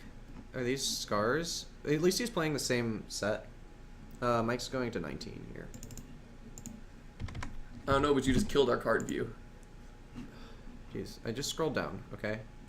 Where's Scars of Mirrodin? Here, watch and see if anything bad happens. Nope, he just played a fetch land. He's pretty well shutting down the board pretty well. Okay. There's a That Electrolyze is in his very hand. strong against Affinity. He No. should have borrowed 2 from me. Okay, so this is Island from Scars of Mirrodin, and I'm going to give him some credit for not playing Mirrodin Besieged. Because Scars of Mirrodin is only the 3rd worst Art of Island. Cracking the fetch, going to 8. Yep. Let's see what he's getting. That's a black-red fetch, so if he wants to get blue, he has to get a... Is he shocking himself? It looks like he's thinking about shocking himself. Please don't. You've seen a Galvanic Blast. This is getting into very dangerous Zach is- territory. Oh, tapped. Okay. Oh. We got a little scared there. Did for a that Blink Moth connect?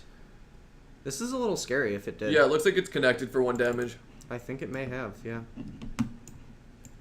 Well, hey, who needs to worry about Ink Moths when your life total's lower? Oh no. Oh, nope, he's electrolyzing He it. just...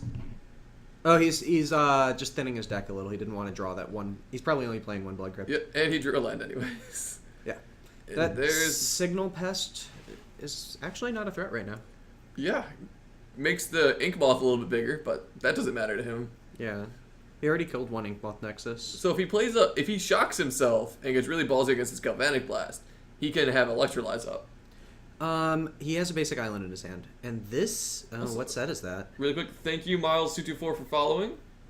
Nice. And there are some people talking about Legacy. They're asking what is not legal in Modern from Miracles. Did he play another island? Yeah, he drew the basic island. I think he took 2 poison from this. Did he? Oh no, he's end of turn Galvanic Blasting Face. So that means Zach's at 4. It hasn't. Okay. And there's the Snapcaster Electrolyze. Yes. But no, that'll take him down to only 2 artifacts in play. Oh, so he's doing that in response to the Galvanic Blast. Yes, he is. That's pretty good then. That's a very strong play. That is just what he needed to do.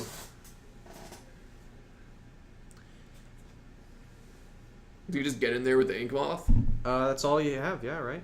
Oh, well, that's a Steel Overseer, so he can animate the Ink Moth with that. Poke yeah. for 1 infects.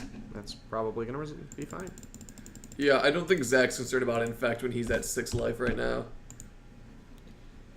Yeah, the Steel Overseer is gonna make Infect eventually a threat, but right now I think Zach's Cool Brew can Just afford draw. to. Oh, he just drew a Liliana. Okay, that's That is strong. perfect right here. Well, there is a Blink Moth in play. But he can't animate it. No, he can't. But it means there's still a clock, right? Yeah. What's that other card in his hand? Oh, that's the other Terminate, right? I don't know. Orborg, or however you pronounce that, makes all your lands swamps. Urborg. Oh yeah, we should fix the match record. Oh yeah. Thank you, Demir Overlord. I'm just gonna call it Grixis. And also thank you for saying we're your favorite. Also, and that's thank you, really nice. French Fry 123.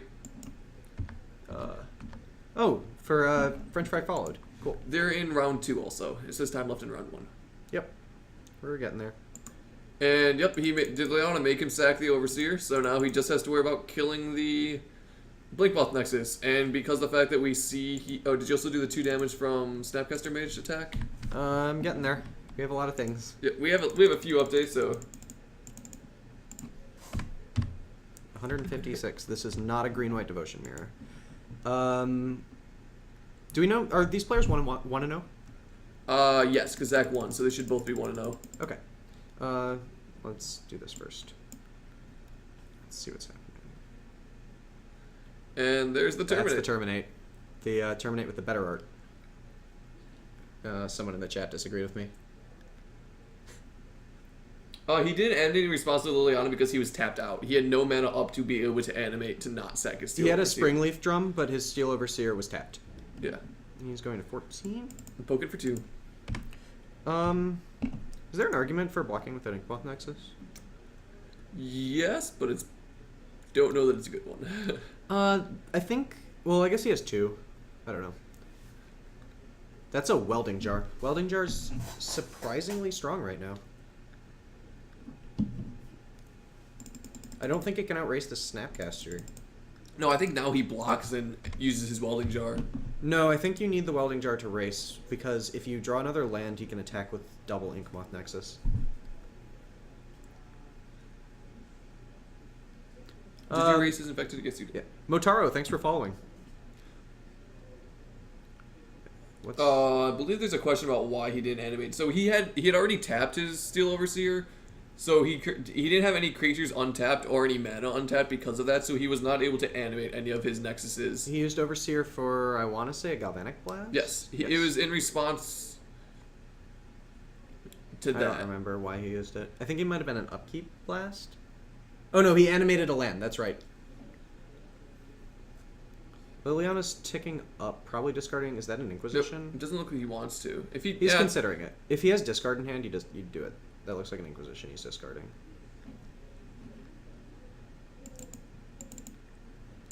Oh, that's record. So now if he draws a land, his clock is going to increase. Yes, by a significant amount. You know, I it think really going wouldn't from surprise me if Zach's only win condition was Snapcaster Mages. Why do you need more than that? Oh, that's an Arcbound Ravager. That makes combat math mean. This is fairly strong.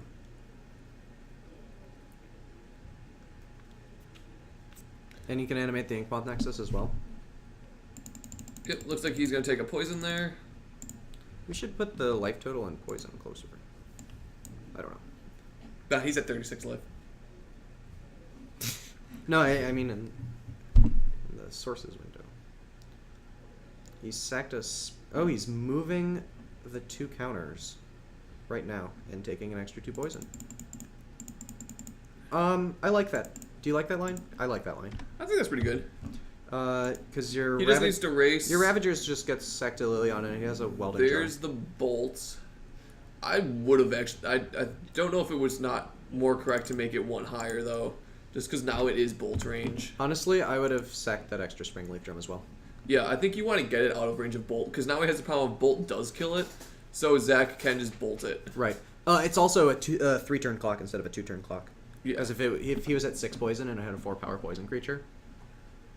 Yeah, because once you have 3 mana with that, although there is now the concern though, if he sacks that Springleaf Drum and has to use the Welding Jar, his Glimmer Void is dead. I don't think you need the Glimmer Void. You're just attacking with this 1 Inkmoth Nexus. Resiliency to bolt's so much more important than this Glimmer Void.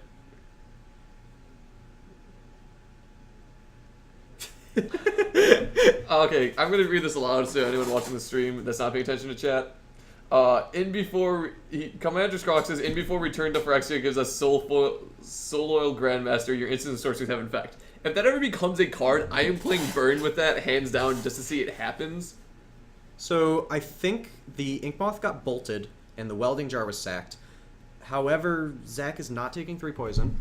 Also, So it's still 2 turns away. Thank you, Motaro, for following, and hello to Iliabad.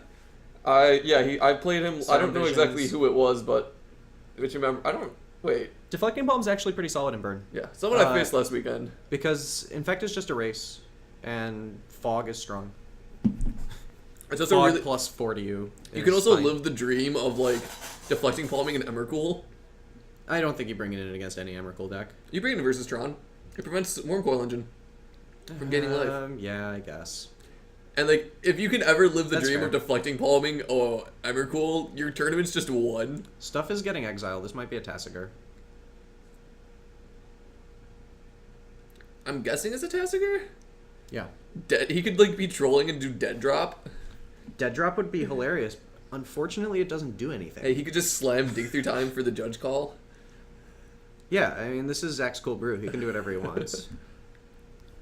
Why does he discard it? He's. Oh, I he's think picking with he's deciding.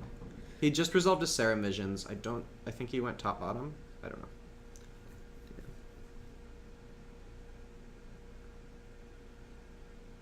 If he just slams Gurmag Angler, I will die of happiness. It could be Gurmag Angler. He might want Gurmag Angler. Although it looks like he's trying to get rid of cards he doesn't want back in his hand. So it might be Tassiger by the selection he's doing. So let's see. This is definitely either Tassiger or Gurmag Angler. So let's see which one it is. I banned a spam bot. Felt good. Maybe it's the take an extra turn card. Temporal Trespass! Please be Temporal Trespass! You guys What's how happening? sick this would be? What did he do? He just did something and I wasn't paying attention. Who knows? Oh, it's just Tasker. That would have made my day so much better if that was Temporal Trespass there. I don't think I've Oh, ever he's said... Serum Visioned. Okay. No, he's exiling things? I don't know.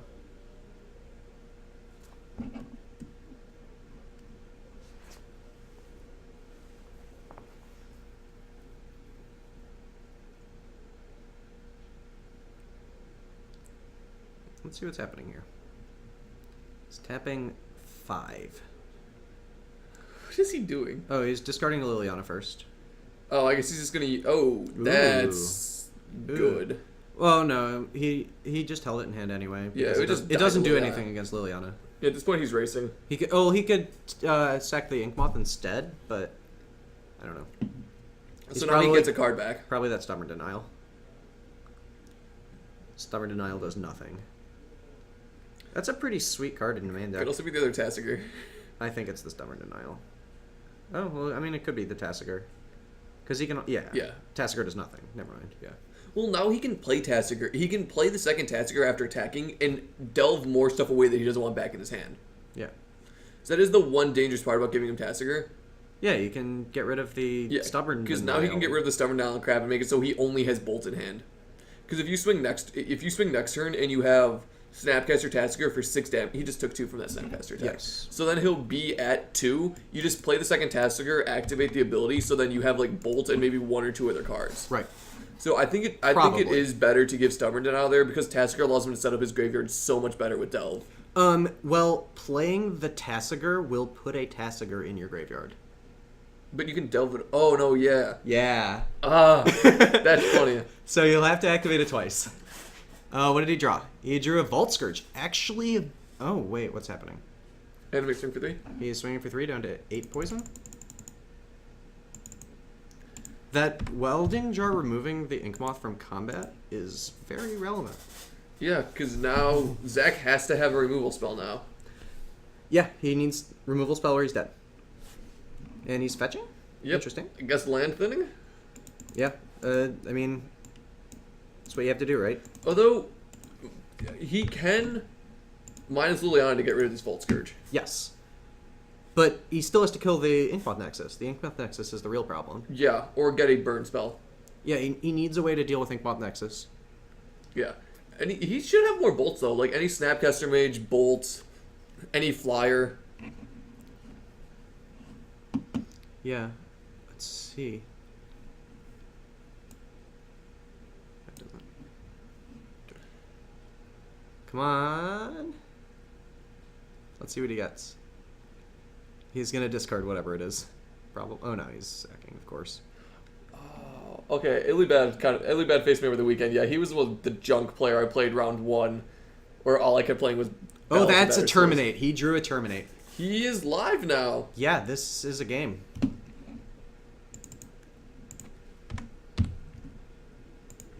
It looks like Zach might have this with his. I'm curious at what his board is now, because he's playing Grixis Control right now, and he said he has some shenanigans in his sideboard. Pyromancer Ascension. I don't think it's coming in here, but he has it. And activating Tassiger. That's a Thought Scour and a Scalding Tarn. He's probably getting back the Stubborn Denial here. So it looks like he's almost just a Grixis Delve deck. I think it's just a control, just Grixis control. Yeah. Stubborn Denial is also dangerous here, though, because now he doesn't win with a... Yeah, you definitely give him Stubborn Denial. It's either that or Thought Scour. There's an argument for Thought Scour. Thought Scour allows him to draw Bolt, though. Because Thought Scour allows him to draw an answer to Inkmoth if he already doesn't have it. Right, but Stubborn Denial, I don't know. What is Michael's out here to this Terminate that he has in his hand? Yeah, if that Springleaf drum was a counter on the Inkmoth Nexus, I think Mike wins this game. Yeah, there we go. Yeah, well, no, because he's... Oh, no, That's because he just would a be at steal, 1. Yeah, because if he had the extra counter, he would be at... No. No, he would be at 10, in fact. He would be at 10, in fact. Because that would have been 2 attacks. Okay. And of course, like, I can understand wanting to have your... Make like, your last- Glimmer Void last longer. Yeah, your Glimmer Void stay alive. The way the game played out, it turns that out that sacking it would have won, but Affinity's a hard Yeah. deck. A really hard deck. Yep, there's the 4 Power Master's Ascension, so he can... Part of the reason why he told us he's playing all these burn spells and, like, delve spells and stuff to put some in his graveyard, because he has 4 Power Master's Ascension on his board, so he can keep replicating Terminates and Bolts. We can just pretend he's boarding into Storm. Can we pretend he's boarding into Storm? Yeah, I am. I'm pretty sure he's talking to me. I do pronounce Grixis wrong. Grixis.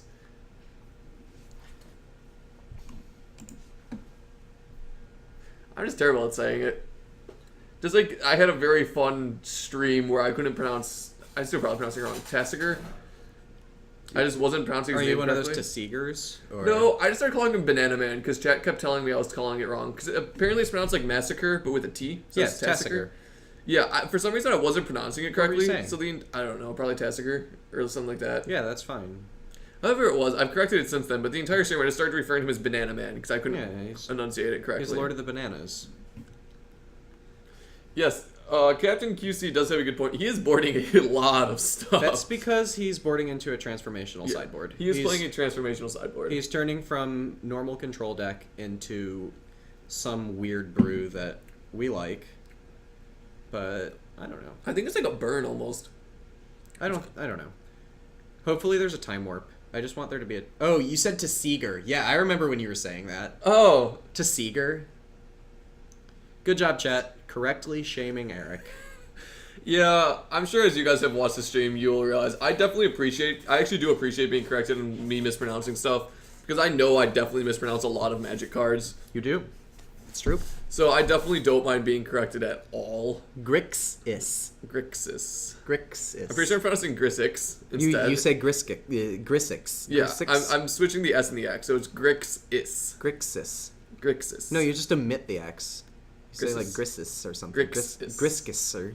I don't know. I hope you guys are being entertained by certain tasks. Yeah, I was pronouncing it Tessiger. To Seeger. Tessiger. He just becomes the... He is always just going to be the Banana Man. He is the Banana Man. Well, now he's a necklace. Yes. If you guys hadn't heard about that on the Oh man, I'm gonna pull up. I love this art so much. We're gonna pull up this art really quick because this is my favorite art from the new set. And if you, it's really hard to see here, but you can circle it with the mouse because if you pull it up on here, it should show up. That little body right, little body right next to the mouse there. If you look really closely on the card, it is the mouse doesn't Tessiger. show up. Can I like? It should show up on there. No. What if I just zoom really far? Yeah. We're gonna have to move it into it. Yeah, that little guy there on Dragonlord Silgamar has been confirmed that it is Tessiger. That's really cute. I think it's really cute. It's Banana Man. Dead Banana Man. So, he makes good bling also. Let's pull this back to the real size. Okay.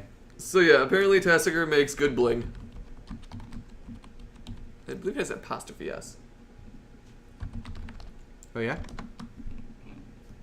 Oh. I guess not. So is that I when want young... everyone to remember this as the day when Eric doubted me. I believe you were wrong about something earlier in the stream. I've never been wrong. We can definitely pull it up. We can look... We have video proof if you are wrong about anything now.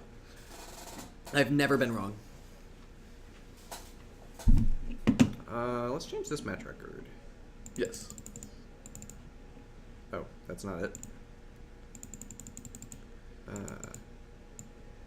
There we go. Grixis one. Yeah, Zach won the first game. Is that an... No, someone bumped the camera. Come on, guys. Come on. Okay, it's not that bad. I'm not going to fix it. Yes, it is canon. Yeah. Confirmed. Wizards has officially confirmed that it is canon. There is a article. We're not going to switch off the attention of the cards and stuff to look, but someone can look. It has been announced as canon. Fun fact, I'm really happy that we've gotten back to the point where the Magic lore is good enough that we can have canon and care about the things that are canon. When you make someone your necklace. For a while, it was kind of not so great, but now it's like actually getting pretty good. I'm happy about that. Also, it's kind of ironic because the Dragon Lord isn't that much stronger than Tasigur. That Ink Moth is getting bolted. Yeah. Even though there is a Ravager, he may be playing around Spell Snare. I think that's a Ravager in his hand, right? I don't know. I can't decide if that was a good play or not. We'll find out. I think he's trying to play around Snare. Oh, there's a Terminate draw. He hasn't seen Spell Snare, and so I don't know. Wonder what's happening here. Probably just a Serum Visions. Thought Scour. He's ramping up that. Yeah, and he is not maintaining correct graveyard order. Shoutouts to Nether Shadow. I don't. Jack can correct me if I'm wrong and try to find a card. I don't believe that there's any legal modern card that there is graveyard order not. matters. The last one is in Urza's Saga, and you're required to maintain correct graveyard order only if you're playing with cards from Urza's Saga or earlier. And if Zach was playing good basic lands instead of Scars of Mirrodin, then he would be playing with cards from Urza's Saga or earlier. Also, Captain QC just asked why would he run an Ink Moth instead of Blink Moth, and I think it's just to try to keep a versatile clock. I don't actually know. He might be thinking try to create more of a clock or that he wouldn't destroy the Ink Moth. No, he's asking why it's in the deck. Oh. Yeah, and that's just because Affinity really needs that extra threat density. It doesn't mind the colorless land. The fact that it's an artifact is relevant. Blink Moth can pump your Ink Moth. It does run both. It runs a total of 8. Also, I believe I know what this judge call is. They're judge calling to see if Vault Scourge dies when you animate Blink. Can you animate Blink Moth Nexus to save it? And I'm fairly certain the answer is no. He doesn't have mana, so no. Well, in general, right now he can't. He can respond to Vault. Let's pull up Glimmer Void. I believe the response is no, because it checks and because it's at the beginning of the end step. So if it's done, so as long as he has an artifact, either at the beginning of the end step when it would trigger or when that trigger would resolve, then he gets to keep his Glimmer Void. Look up Blink Moth really quick. Blink Moth is an artifact. Yes, but at what point does it change? Because it's also until. It changes in the cleanup step. It's until end of turn. Okay, so that will save it. Though he's just now killing it with Liliana. That is a very good play there. Yes. But Michael, I believe when we saw his hand, he did have a lot of land, so he probably values the Vault Scourge more than he values the Glimmer Void, because he has more than he values his life, because he has a Darksteel Citadel. I give up on this. It's not fitting. Okay, Zach played a basic swamp, so let's see. Okay, Liliana's gone. Oh yeah, we'll go all the way up because of the card for some reason. Yeah. Oh, it's because there's a plane called Glimmer Void Basin, and it's changing how magiccards.info works. Oh. Alright. The best modern card. So, quick chat poll. This card is ugly. Everyone agree with me. I'm not saying it's not. For Mag Angler, we have a zombie fish. Yeah. I'm hyped for zombie fish. Are you hyped for zombie fish? Eric's not hyped for zombie fish. I was looking at what chat was saying. I thought you were asking chat, so I want to see if chat was asking for hype. Ooh. That's strong. There's 2 Darksteel Citadels in play, so that champion is sticking around for a little while. 7-turn clock as of now. Chat's not agreeing with me. It's really disappointing. I thought you guys were my friends. Also, they do like the art on that Mem Knight. You guys are not my friends at all. Oh, well, hype for zombie fish. There we go. Cubs fan is hyped for zombie fish. I don't know how you could not be hyped for zombie fish. Everyone's hyped for zombie fish, but nobody should be hyped for that ugly Mem Knight. That's why Mike's not playing it. He's playing real Mem Knight.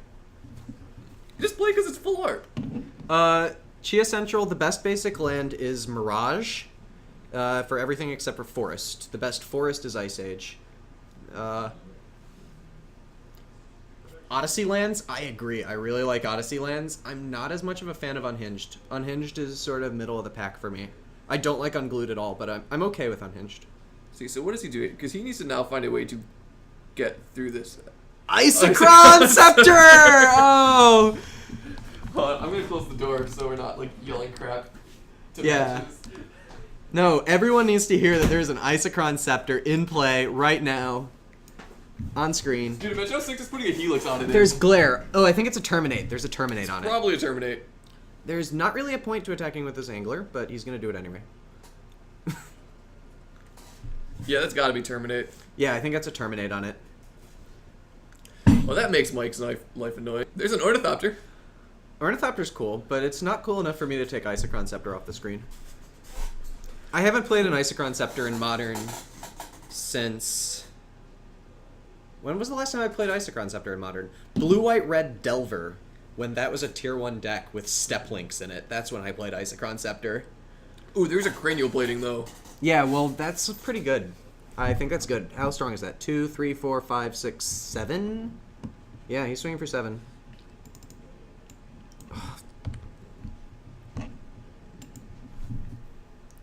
This is going to be pretty strong, I think.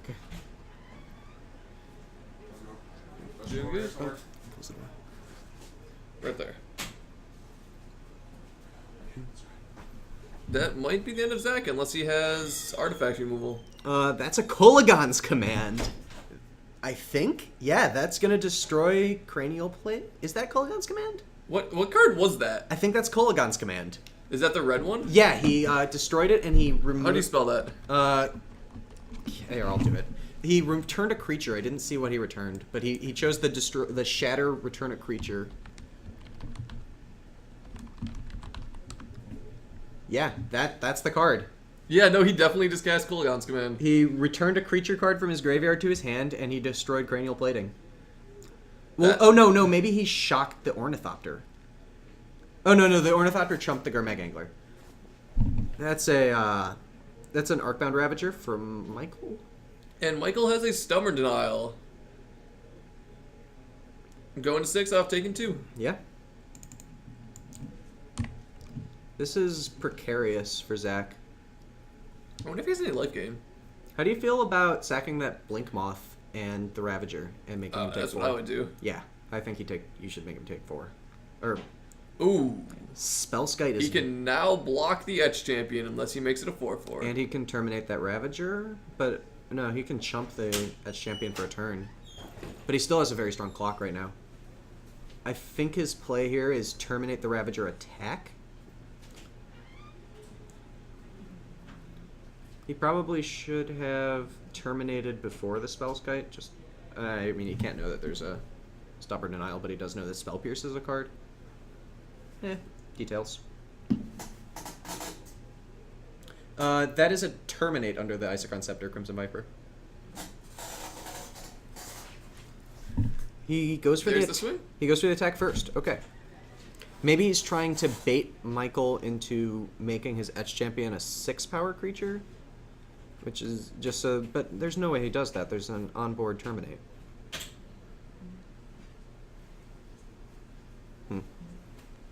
Either way, the angler gets... Oh, into now 5. Michael has his own Spellskite. Interesting.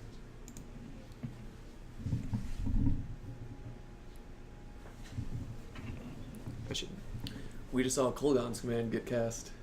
Oh, are you 2-0 right now? destroy Cranial I've been Plating, liking return it. Spellskite, maybe? I think it was. I don't know. Just having cryptic commands is like, I love playing cryptic commands. Best card in Modern. Cryptic Command confirmed for good card. Stubborn Denial on this Terminate. I think this terminates in response to Spellskite. Probably. That's actually pretty strong.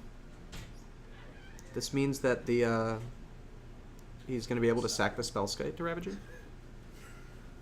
Oh, we know. We were so happy.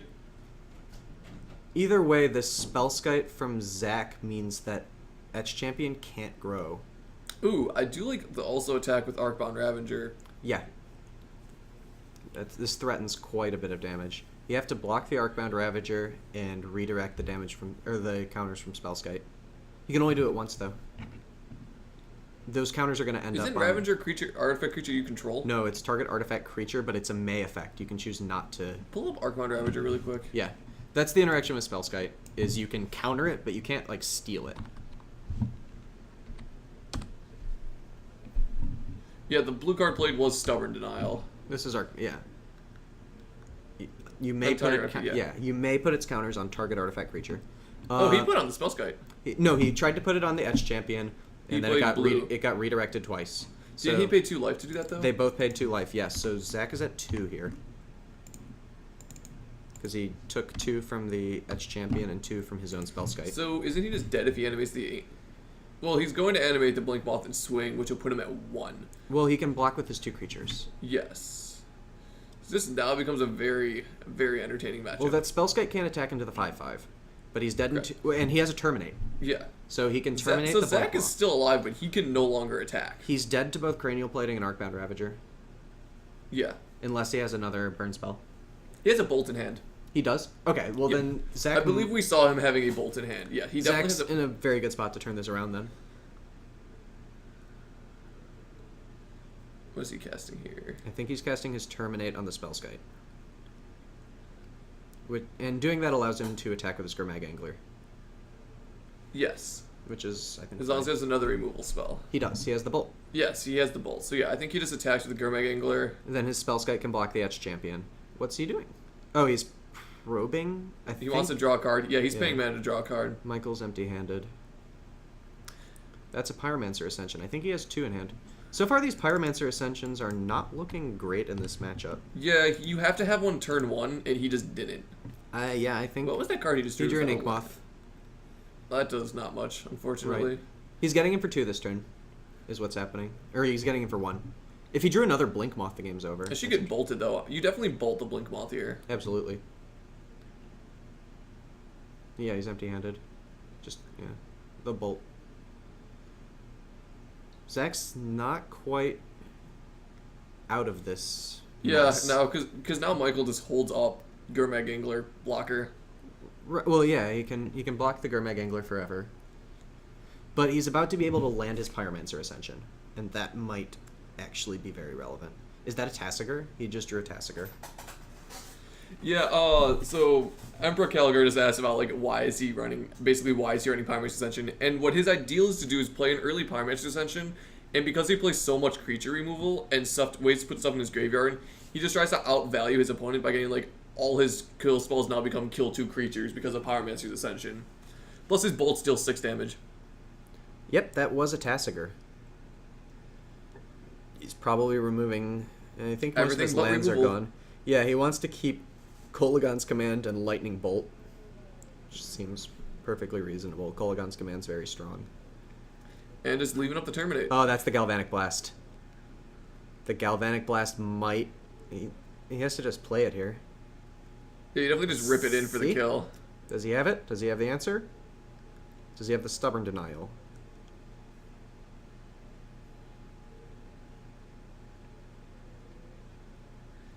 He's tapping blue. Oh, he's redirecting. Oh, he has Spellskite. He has Spellskite. And then he just dies to Etch Champion. Yeah. Assuming he attacks. Okay. Yep. That's probably game. Yep, game 3. Game 3. That was a very good time top deck, because that Galvanic Blast is right, you're dead. I think that maybe Pyromancer Ascension is too sweet for this matchup. Just maybe. He just needed to have... He didn't have an early Pyromancer Ascension. Yeah. It also might just be that this matchup's fairly fast, so like it's hard to ever get a good spot to throw down the Pyromancer Ascension versus Affinity. Yeah, that's what But now Michael knows to board in some artifact destruction. Because so there come the wear and tears. Right. If Wear and Tear ever hits an Isochron Scepter and a Pyromancer Ascension, is anyone else going to be really excited? Because I'm going to be very excited. I think the Wear and Tear doesn't really get fused very often, but when it does, it's incredible. The worst I've ever been Wear Teared was when a Blue-White Red opponent Wear Teared my Blood Moon and Shackles so that he could attack with a Colonnade for the win. Because both of them were keeping his Colonnade from attacking for the win. I've had some funny Wear Tear fuses with Affinity. I think that's the worst I've seen. I mean, I've had my own wear tears kill, like, Rest in Peace Grafdigger's Cage, but that's because I'm a degenerate, and that doesn't count. Like, back in some older Affinity lists, where, like, if people are playing Tempered Steel, I've done Wear Tear versus Affinity where I got to hit a Tempered Steel from my own Affinity deck.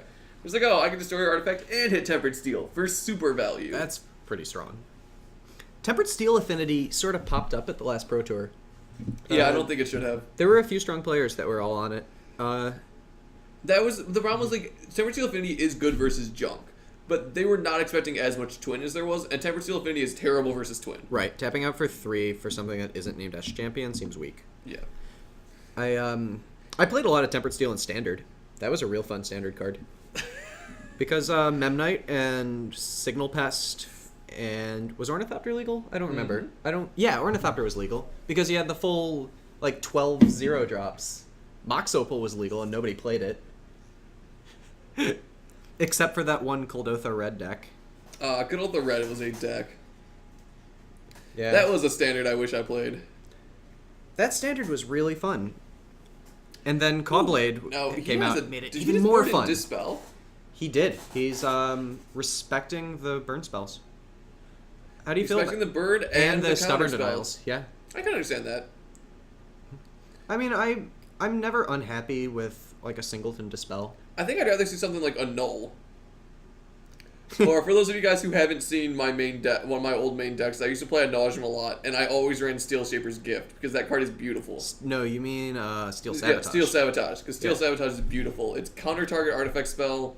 Oh, they're taking some life. On the other hand, Oh! I have played Steel Shaper's Gift in a PTQ at least once. I don't know. That card's sweet. That is a brutal opener. That is a bit of a slow opener, though. No. That's a turn 2 Blood Moon. That's a turn 2 Blood Moon. That's not slow. Or a turn 2 champion. Yeah. Just take your pick. This is a I don't like Zach's chances at this game now. Very strong opener. What if he just rips Arcbound Ravager? Do you think he can win? Then Zach just cries. If he rips Arcbound Ravager? Because that would be turn 1.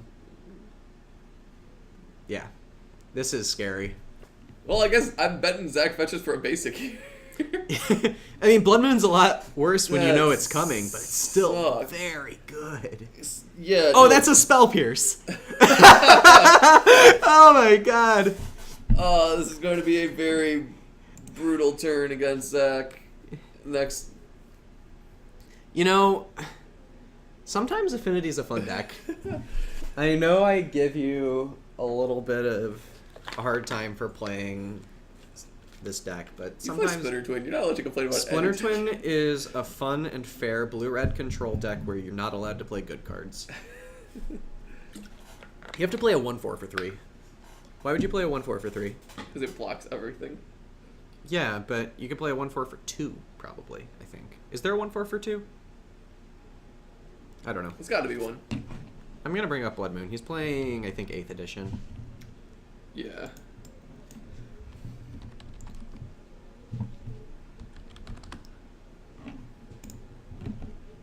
No, yeah.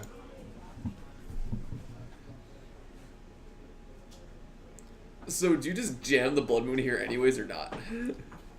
Yes. No, you jam the champion. You absolutely jam let's the see what Edge he plays champion. Spellskite, yeah. You still jam the Edge champion. What did you draw? Stubborn Denial?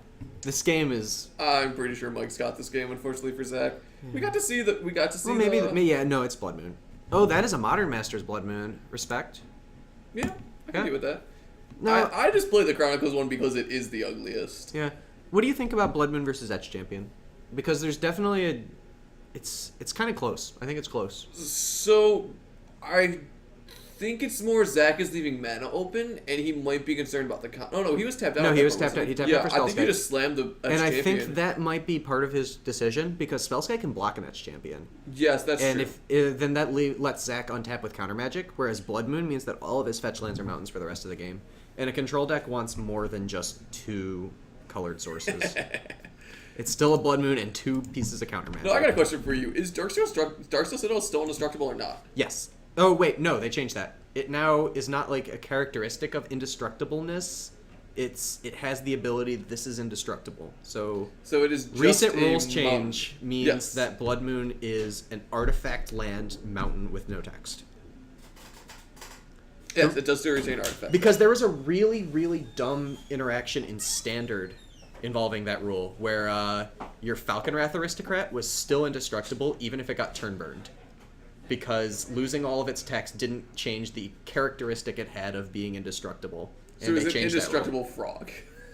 Yeah, it was a frog, but you couldn't lose the characteristic that it was indestructible. And now you can. They changed that rule, and It also so makes Darksteel Citadel is no longer indestructible. Another relevant thing is it makes it easier to kill the gods.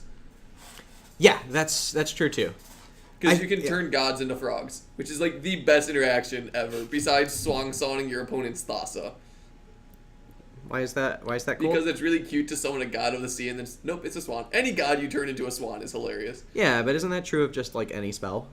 No, gods is so much worse, because you're just like spending, you're just like, oh, I'm going to summon this mighty god. Nope, it's a bird. This is a 3-mana think tank. It's think tank. Yes, it is yes, turn one like agrees. It is an artifact mountain that is not indestructible. Yeah, it's But he just did. that's like how it should work. Is that- He Thought Scoured. What is the thing with one? That's a Pyromancer Ascension. Ah, yeah. I'm just gonna bring up Pyromancer Ascension again because that has a lot of text and it's a really cool card. And there's a tapped mountain. I'm a really big fan of playing Pyromancer Ascension in fair decks. Not because I think it's like particularly powerful. I'm sure it is in this deck, but That's it's just sweet. a bad thing for... Yeah, this is what I would call very, very strong. The Arcbound Ravager is going to be able to grow, but it's not going to be able to move to that Etched Champion yet because of Spellskite. Yes. Yeah, plating would be very strong right now. Ravager works, but Ravager can be redirected to Spellskite, at which point he can decide not to put the counters on Spellskite. He won't be able to move the counters to Etched Champion, but he'll still be able to use most of its abilities. He can still sack the Darksteel Citadel, although that's probably a bad idea. He is also showing a relevant clock now, though, at least. Like, Yeah, now he can now attack start with- poking in for damage. Yeah, he can attack with both creatures, but Zach's at 16, which is like actually pretty good for this stage in the game. Snapcaster Mage Thought Scour? He goes to tap his basic and remembers that Blood Moon's in play. Yeah, it's probably Snapcaster No, Thought Scour. he can't, so it has to be Detection Probe, right? Because he can't cast Thought Scour right now. He doesn't have the mana. Oh yeah, it has to be Probe. He's gonna flashback a Probe for life. Pyromancer Ascension's now online. That's fun now. Remember when we thought this was an unbeatable hand from Affinity?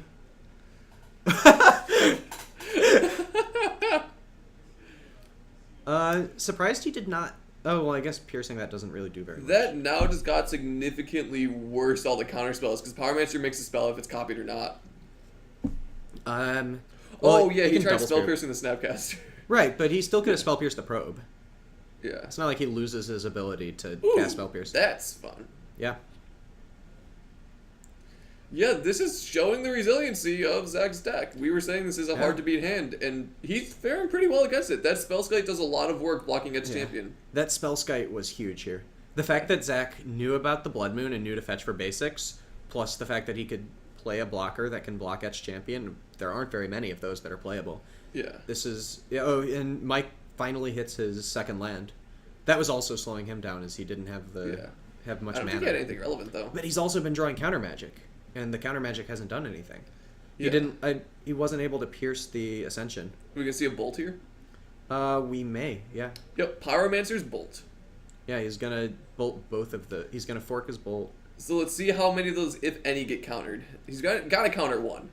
Yeah, he's gonna pierce... It looks like the one on the Ravager. Do you counter both here? I think you let your Ornithopter. I think you let the You sack the Ornithopter. Ornithopter to Ravager. Or no, he just let it die. He missed Oh. the sack. Yeah.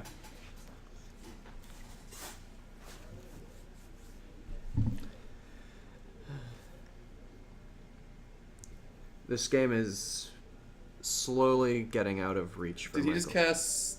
He cast another probe. Oh. Oh, for life. Yes. So now he gets to draw 2 cards and see his hand twice. So now he has twice as much information as he would have without that Pyromancer Ascension. This is exciting.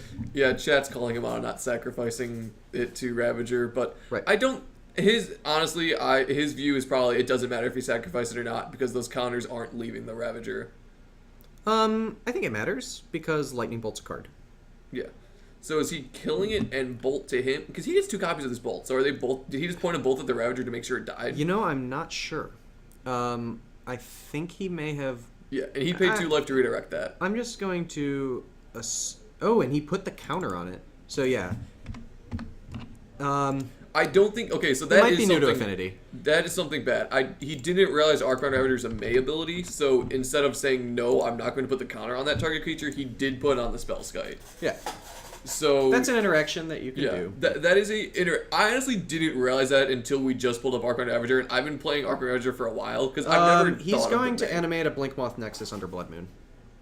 Oh, hold on. We should, yeah. Go I'm gonna tell go him. stop. Yeah, because that can't happen. That's not even a.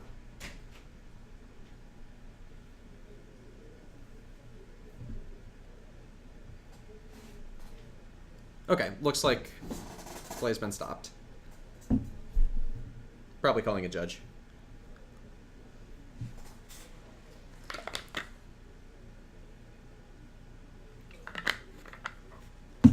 Flying mountains are sweet.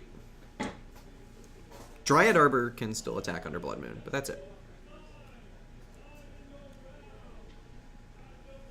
And they're also going to turns now, it looks like. Which means this may actually be a draw. That's not good. Cubs fan, this is MTG Card Market. We're located in Chicago, just off the Belmont Red Line stop.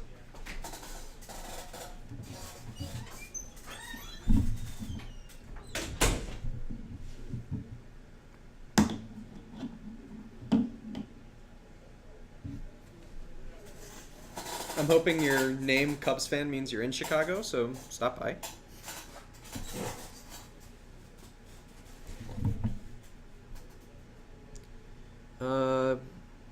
Looks like the judge is looking at the game state. Chia Central, yes, we are doing a giveaway. We have a Russian Ravnica Overgrown Tomb that we're going to be giving away at some point. I'll show it to you next time we're on camera.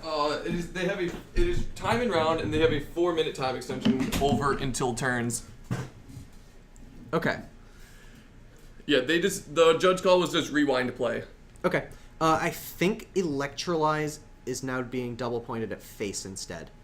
And they're both getting countered. Yeah, that seems correct to do. Yeah, I'm like okay with my opponent not drawing twice there.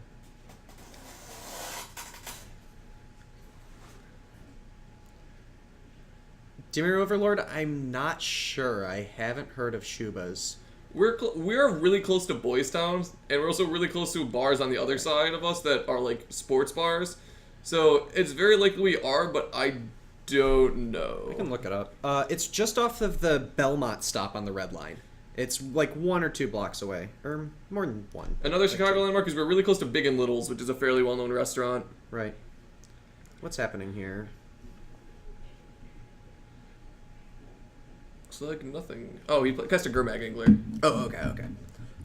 Is this attack here? It looks like. What happened here? Nothing. No, those creatures are tapped. Oh, he probably attacked with. Just for the heck of it. Oh yeah, he attacked with Tasigur because he used he tapped as champion to counterspell.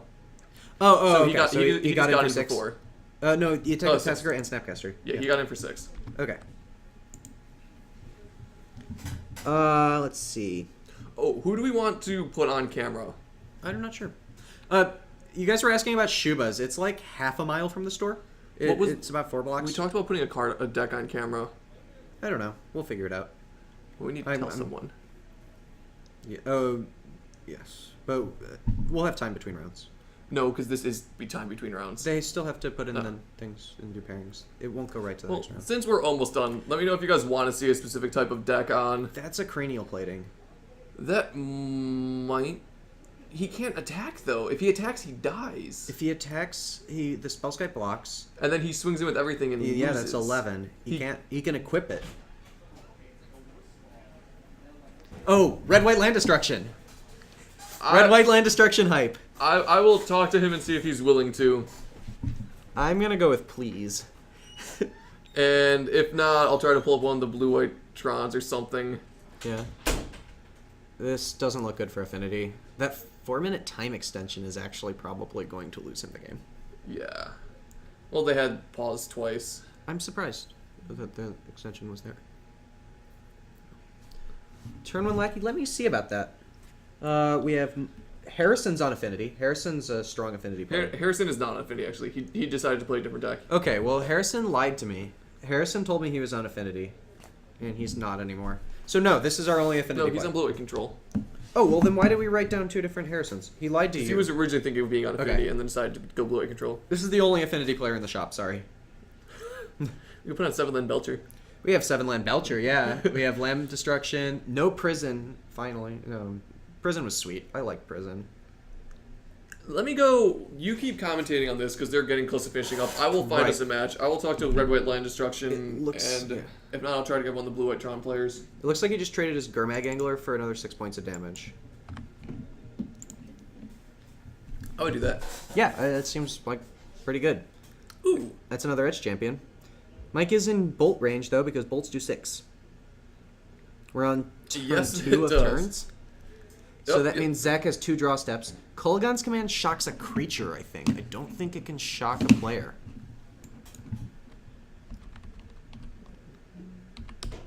He can blow up the cranial plating, though. That doesn't do anything. He has 2 blockers versus 2 attackers. He's going to activate his Tassiger, though. Hold on, let's hit enter. What up? 2 units to target creature or player. Oh, well, that'll do. Oh, he's going to... Wait, what is he doing? He's... Killing an artifact to it, you Oh, killing an because artifact to it, you only swing. does 4. Yeah. Yeah, and now he just swings in. Because he has... Spellskite doesn't have Defender. And he scoops. Oh, right. Yeah. That'll do it. Grixis wins. That Spellskite did 1 damage. The May ability on Arcbound Ravager just won... Or That lost is Mike the game. That was Yeah. a pretty cool match to see. Wow. Let me go talk to Josh again, and if not, I'll try to pull out Blue White What are you Tron looking or for? something. Mistakes were made. Did you get there? Yeah, you got Yeah. Pull out the game out there. Yeah, the game out there. How did you? That was exciting. You too, all right. Yeah. Yeah, we saw that. It's like, that. Mistakes were made. Okay, so Eric is going to go look for a match for us. The Red-White Land Destruction deck looks sweet, but that player wasn't quite excited about getting on camera just yet. Maybe he's comfortable now. I don't know. For whoever was asking about our giveaway, we are giving this away. This is a really sweet card. Let's put this up here. Russian Ravnica Overgrown Tomb. Something I wish I owned a copy of, but I can't get it. I'm here. Make sure you're following our channel. You can click the follower button up in the top, or bottom, I think. Big J95, I think we missed your follow, but thank you for following. Since you're following, you can enter this raffle too.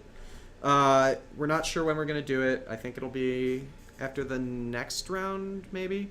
Wingless Pegasus, thanks to you for following as well. Since that one went to time, we're not going to have as much downtime. We're going to have a matchup. Givasm, there is not a living end deck. There is a Storm player. There's, if I see Storm. Nid, thanks for following. Cynacious, if you can make it down to the store like 3 hours ago, I'd love to have you play Eggs on camera. That would be really nice. Eat Compost. Wow, everybody's following today. Thanks. Good time for it. You gotta get this.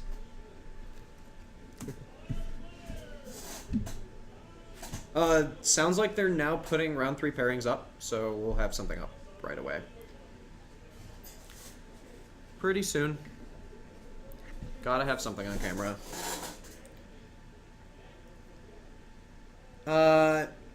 There's one Storm player, or maybe 2 Storm players.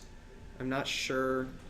I don't know what we're putting Red on. White dropped. We're gonna have Jeremy Ah. on Blue White Tron. What is it? Jeremy on Blue White Tron. Ooh, okay, against what? I don't know yet. Can you check who the That's what other I'm gonna person? Okay. So Red White Land Destruction is not in this tournament anymore. He dropped and left. Oh no. Mr. Pillow Frog, thanks for following. But we do have Blue White Tron. Blue White Tron is awesome.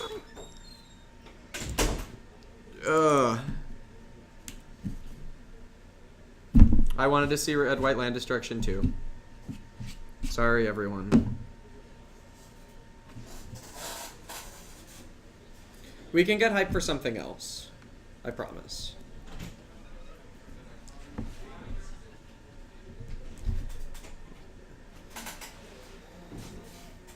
I mean, there's another red-white deck. There's someone on Norin the Wary. I don't know.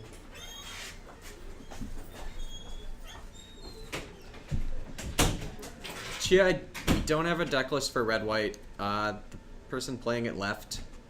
I'd like to get it from him. He's probably still working on it, but if he ever finishes it, I'd like to see it too. Nitro18, thanks for following. Yeah.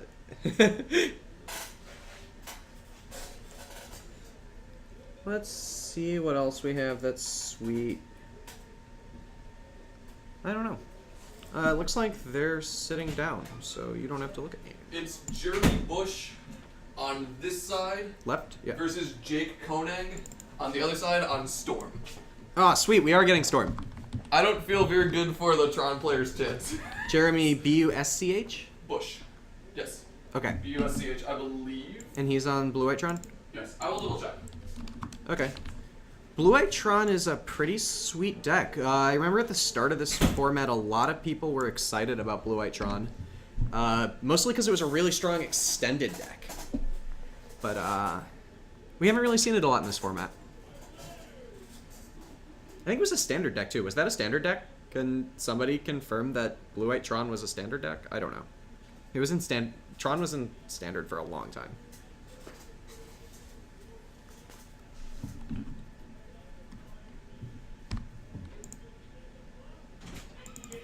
It is B-U-S-H and K-O-E-N-I-G.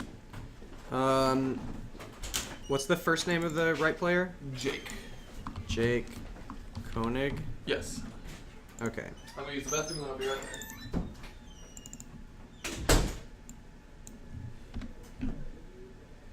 Okay.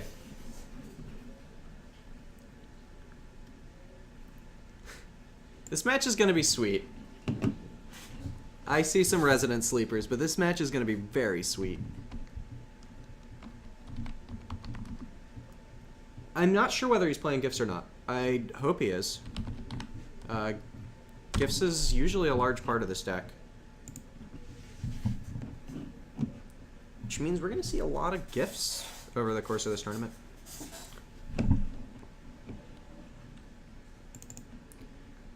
Eric, are they 2-0? Micah Hassie M, thanks for the follow. Do you know if they're 2-0? They're 1-1. Okay, they're 1-1. I'm gonna tilt the camera quickly. Okay. And they should have their opening hands when I start. He might be late. I don't know.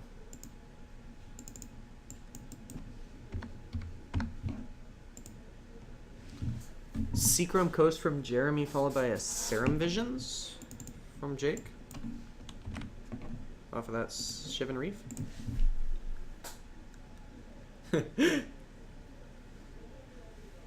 20-minute turn 3 is unlikely. Storm actually doesn't take that long. It feels like a long time. Sometimes it fizzles. That's annoying. Jake just asked me how many people are on stream because he hasn't played Modern in a while. Well, that's the Storm player. Hasn't played Modern in a while. Yeah, he used to come by here a lot, but he's been He MIA plays for a Storm a little lot? bit. What?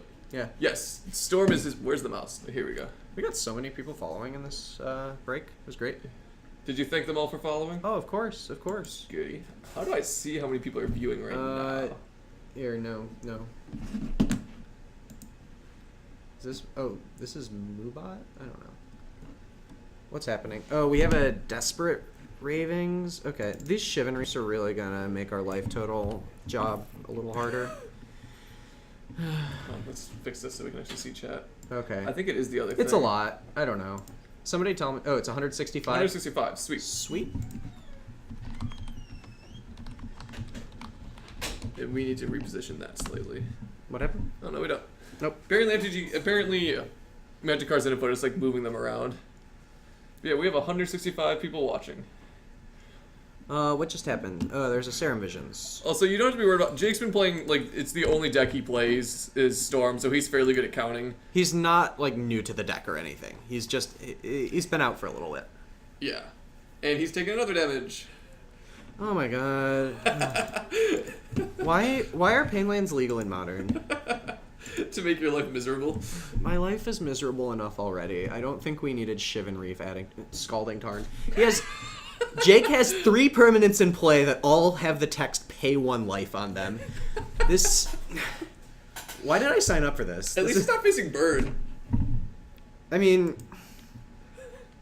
yes, you're right. Thanks for the encouragement. Oh, there's another life lost.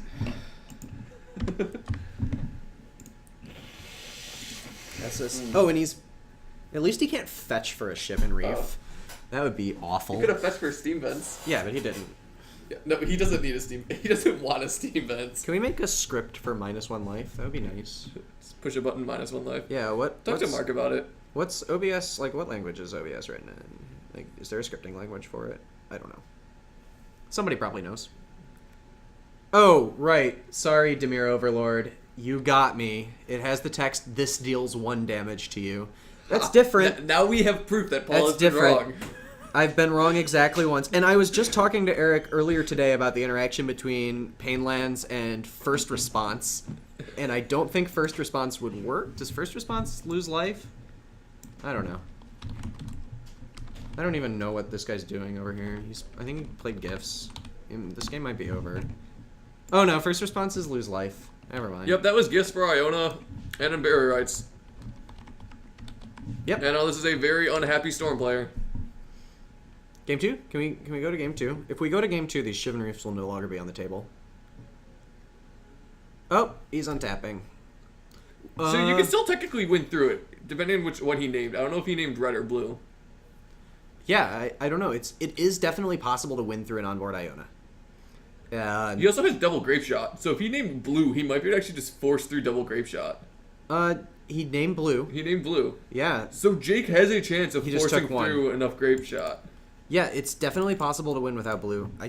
If he has Echoing Truth in the main, you can win without red. I don't know. Well, let's pull up Iona really quick. Yeah, because, why? It's a 7/7. So that's a 2-turn clock. Yeah, because of those Shivan Reefs. It also looks like his Tron is active. Yes. That'll put him to 7. Wait, no, I think that's a power plant. I think he's playing different arts for his power plants, which I don't approve of, honestly. Oh, well, the game's over. I'm gonna check anyway. Jake scooped. Antiquities. Yeah, that was 2 power plants. 2 different arts of power plant. That's how I did. That's how I built my Tron also. Why? Because it's funny. You're an awful person, honestly. Did our camera color just change? There was some weird lighting from over there. I don't know what happened, but it happened earlier too. Well, hey, Nickerbean Garfield said player lands in front. alright, so it looks like it's sideboard. I don't know what Jake brings in. If he still has Graph Digger's Cage in his board, that might be good. Counter spells, he probably has some number of dispels possibly in his board. He might go for the Goblins. Also, I could see him possibly playing although if I remember correctly, Jake does not actually play Goblins in his board. He plays Blood Moon though, that's a good card. Blood Moon is a very brutal card against him right now.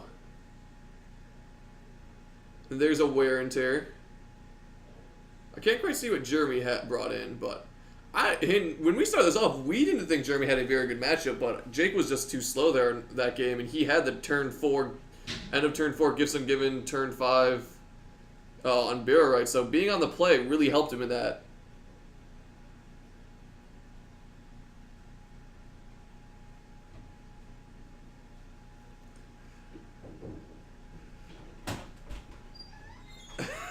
Yeah, Demir Overlord, Blood Moon confirmed, good card.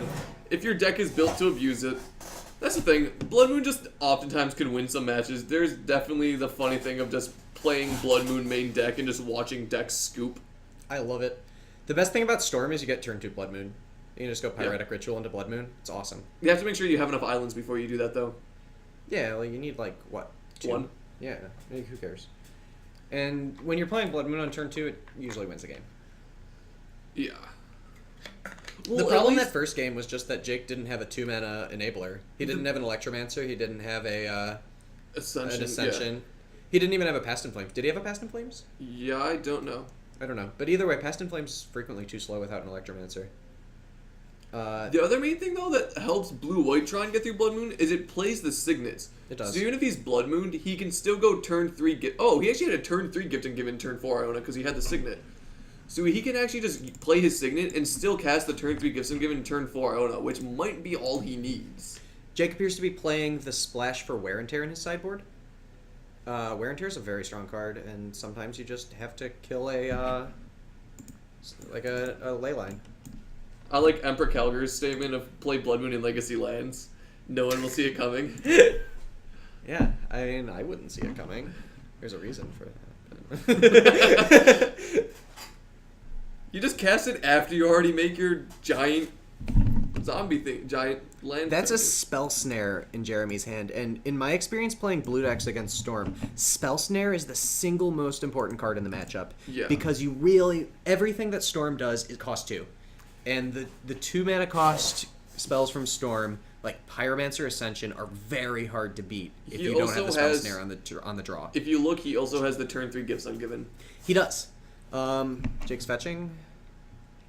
So now a quick rules question for you. If you cast, how does Spell Snare work versus Wear and Tear? So the fused one has the combined mana cost. So if you can Spell Snare Wear, but I don't think you can Spell Snare Fused Wear Tear. Oh, he fetched for a shock. I believe that's how it works. Yes, that is a promo colonnade. Someone just asked if it was a promo colonnade. He has a Hallowed Fountain and a promo colonnade. Oh, he has a promo colonnade in hand. That's an Urza's Mine. Yeah, he has a promo colonnade in hand and a Hallowed Fountain on the field. Yeah. Hey, my favorite card.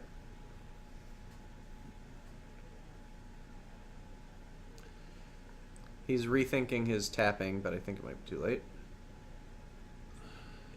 Oh, that's an end of turn Thought Scour he's going for? Oh, because he has the second one in hand. And he wants to maybe hit a sleight of hand into his He graveyard wants first. that running, because if he can get that going, he might just win on his next turn. Right, because at that point Gifts is too slow. Because he's about to Gifts for Iona again. Yeah. Do you see any interaction in Jeremy's hand? No. I believe maybe a Path to Exile, it looks like Yeah, something. Path to Exile's not enough. So Jake has this turn to win. Yes. He loses if he passes the turn. He has he has 2 Jetax and Probes, it looks like. Yeah. And that'll turn on at least one. He has the Thought Scour and the Probe, so that's going to be able to turn on his Ascension. How do you feel about running out the Electromancer just to like draw the path here? Oh, he doesn't have a path. Or is That's that a a path? path. That's a path. Yeah. I don't think he needs it. I don't But- think you waste your mana. No, but if you draw out the path, he can't Gifts. That is actually really true. That is a good point. But if you play the Electromancer and you don't win, then that's really bad. I don't know. Oh, he drew the Pyretic. Does he have another land? He does have another land. He has a basic island in his hand. So he can play Electromancer into Ritual, make 6, or he can just go Ritual. Oh, he's sleight of handing again. He did not have an extra land. Oh, he took a Steam Vents. There's a Pass in Flames. That's a Pass in Flames. What's in his hand? I think he might have a Metamorphose in his... Yeah, unfortunately, Glare in the graveyard's a little bad. That's like the least we can get the Glare just on the main playing field. And like a unfortunately, this wall. is one of the few times that the graveyard is relevant. Maybe if people would just put their graveyards on the right side, everything would be good. They're both putting their graveyard on the left, which would be, like fine if Storm was on the left. Yeah, no, that was one of the fun things about when I used to play Living End, is just having your entire right side of your playmat be filled with your graveyard. I like when I'm playing graveyard decks to super intimidate the opponent. That is a basic island. That's a Oh, okay. So I don't know why he... that's like an M12 basic island. So does he have a Metamorphose in his hand? I don't know. Why did he take that Steam Vents? He made 6. He's going for the Past in Flames. So he has... Maybe he has... I think he might have a Manamorphose in his graveyard. That might have been what was spell snared. It's possible. He might just have... Where that's in his hand. That's a defense grid. I see a defense grid. Okay. Poetic Ritual. Poetic Ritual nets, like, what, 4 mana here? Oh, he has the Detraction Probes to keep flashing back. That's why. Oh. Yeah. I think he realizes he's probably dead, so he just has to go for it. He, There are 2 more rituals. but he needs a Manamorphose. He can't go off... Oh, he has a Grape Shot. What's the Storm count? Yeah, Now it's 6. I think he might get there. He can cast the rituals and flashback. He can flash back his Past in Flames. And yeah. there's the Manamorphose too. Oh yeah, this is game. Storm is 1. He's going to get there, guys. Yep, because there's a Grape Shot in his graveyard. It has flashback. This is. He basically just got that off the top. Yeah, how much mana is that? That's He doesn't. 4 per. I don't think he needs the Manamorphose. I think he's just making sure he wins through a counter spell. He knows his hand. Oh yeah. But he can gifts for 4 count. No, that doesn't. No, even he'd have to gifts for somehow forcing through a Pact of Negation, which isn't going to happen. He'd have to force for Does like he have the, maybe he quadruple doesn't have the disrupt. Grape Shot. He does. It's in his graveyard. I can see it. Oh. Yeah, it's right there under the probe. I guess he's or just the going scour. through the motions to get there. Yeah, I mean he has to get to 18 Storm. No, doesn't he have to get to 10? No, he has to get to 18. It's in his graveyard. He can only cast it once. Oh. Yeah, so he's just forcing up to 18 Storm then. Well, he needs to have a Storm count of 16 because then he'll copy it 16 times. He'll have the original, and then Pyromancer copies it again. So that's 18. Yeah, at this point we are just seeing Storm go through the motions of you're definitely dead. Yeah. That was fun. There's 3 more Desperate Rituals. Yeah, he's not even bothering with the counters on Pyromancer Deception. It's active. He knows it's active. They're just... This is a card that he is not playing in his deck. He has an Electromancer in hand. He could just play the Electromancer for the heck of it. Yeah, it'll get pathed. It'll be sweet. He'll get to play a basic island that's also from M12 or something. His... I guess he's now just flashing back the... Yeah, that's 20. He just flashed back the gifts, the Past in Flames, did the rituals, and Grape Shot. And that... Yep, that's why we were saying Storm isn't the best matchup for him, because if it's like that, he was just a turn too slow. Yeah, he had a Spell Snare, the most important card in the matchup. Yep. He had gifts. He had Azorius Signet. He had everything you need in that matchup, and just that wasn't enough to get there. Yeah, I would say Storm would be one of the more powerful decks in the format right now, with the exception of Burn is so much around, and Storm has such a isn't hard very corner good matchup. right now. I don't think I think it's fine because no one's playing Graveyard Hate. that's true. Not that many decks are running Spell bad. Snare anymore too, because Well- Junk isn't leaning on their Tarmogoyfs to win; they're leaning on their Rhinos. It's bad against Splinter Twin. Really? Yeah, it's really bad against Splinter Twin. You can race Twin though. No, you can't. They play counter spells and spell snares, and they can bolt your Electromancers. Oh yeah, I guess. Yeah, you can't win against interactive combo deck. Yeah. Theo666, thanks for the follow.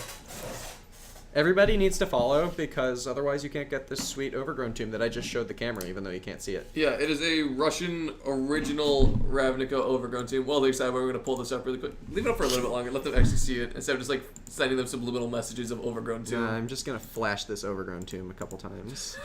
Gotta cover my face. Don't want anyone seeing Eric. Wait, you said cover my face. You want anyone seeing your... Alright, I changed my mind midway it through. looks like they're doing something again, so we'll put it back there. Why? I think this Overgrown Tomb. None of them are playing Overgrown Tombs. It's disappointing. That we will raffle this off after the 4th round, so you guys have to sit through. Yeah. Oh, we should change time left in round to round 3. We Oh. also didn't start a clock, guys. Sorry about that. Guys, I promise the round timer exists. I just don't know what it is. The round timer exists. We don't know what it is. They were playing fairly fast, so I don't think we were too concerned about the round timer, but I do apologize for not starting it. We've been so good this time. I've had one time where I didn't start the round timer any of the matches. It's the round label numbers, down. There. Nice. Oh, give us some remembers! Exclamation point waffle instead of raffle. Robot Elf Wizard, thanks for the follow. We're still trying to see if we can get anyone. See if we can do a hashtag waffle for exclamation point waffle for any GPs coming up. If we have anyone going to them to bring them a waffle or something silly like that. What I really want to do is just get Do you one think of that's the... unique to our stream? No. Okay. We just want to do it. No, we want to like actually bring the winner of the hashtag waffle raffle the exclamation point waffle raffle a waffle at a GP. I'm disappointed, you guys. That's an island. That's a cool island. Oh, art, I'm at a least. fan of that island. Is that what island? Oh, is he that? took one. I hate you. I hate everything. I'm not even gonna have time to put a real card up there. I'm gonna search for that island.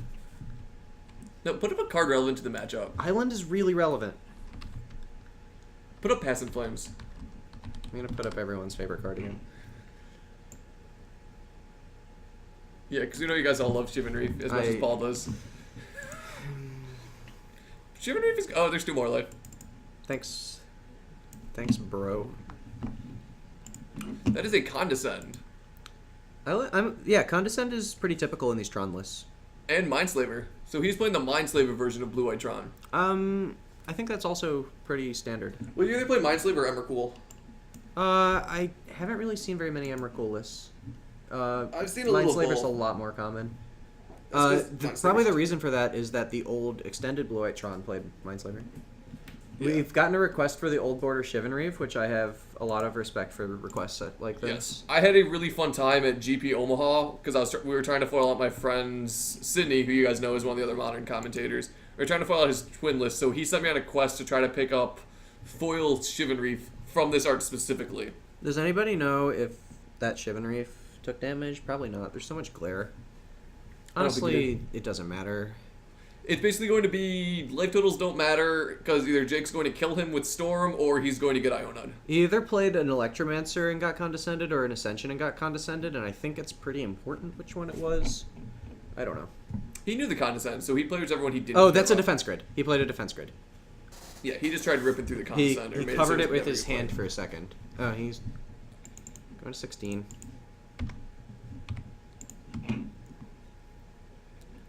Yeah. I don't actually know what the format is for the Detroit GP. I know the next large modern GP is Omaha. This guy is requesting that I search for this island, so I'm going to search for this island. I Okay. think it's... Oh, okay. I believe it's Arena. It's one of the Arena promos. No, I don't... is that an arena? That's an Arena promo. Okay, if you're wrong, I'm guessing Invasion. Click Arena League because it's a promo you missed. I'm really bad at this, okay? Wait, I need to see if he takes life. Here, watch this for damage.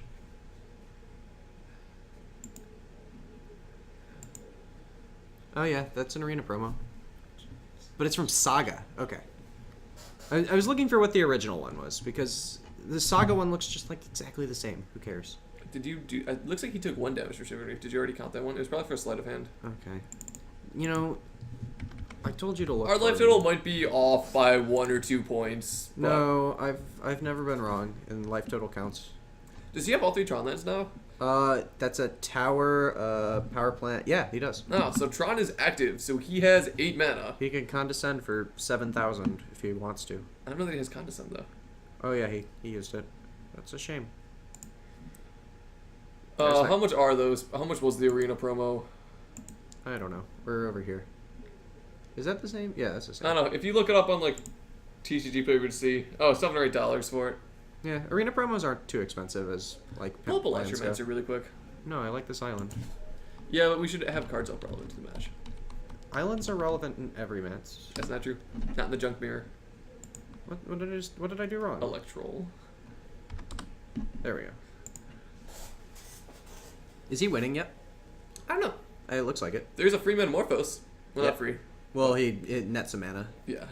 Oh, he's going for the Storm kill. I- After Blue Eye Tron played the Mindslaver. Yeah, so. that Mindslaver's not going to do much. Blue Eyetron with 1 island up, that shields down. He can't do anything. Well, here. yeah, that's signaling... That basically signaling to Jake, you have to win or else I'm going to make it so you have no hand. I don't think you can let him untap with an Electromancer like that. This game's over. He didn't have anything in his hand to use, though. Did Jake know that? Yeah, Jake checks and probed. He knew there was one other card, and Jake has to go at here. Yeah, no he might matter as well. Chia Central brings up a good point, which is that both players are playing islands in their deck. So basically, Eric was wrong. I think. I'm saying it's relevant, but everyone knows what island is. We don't know. Not Which everyone. Island. We don't know which island.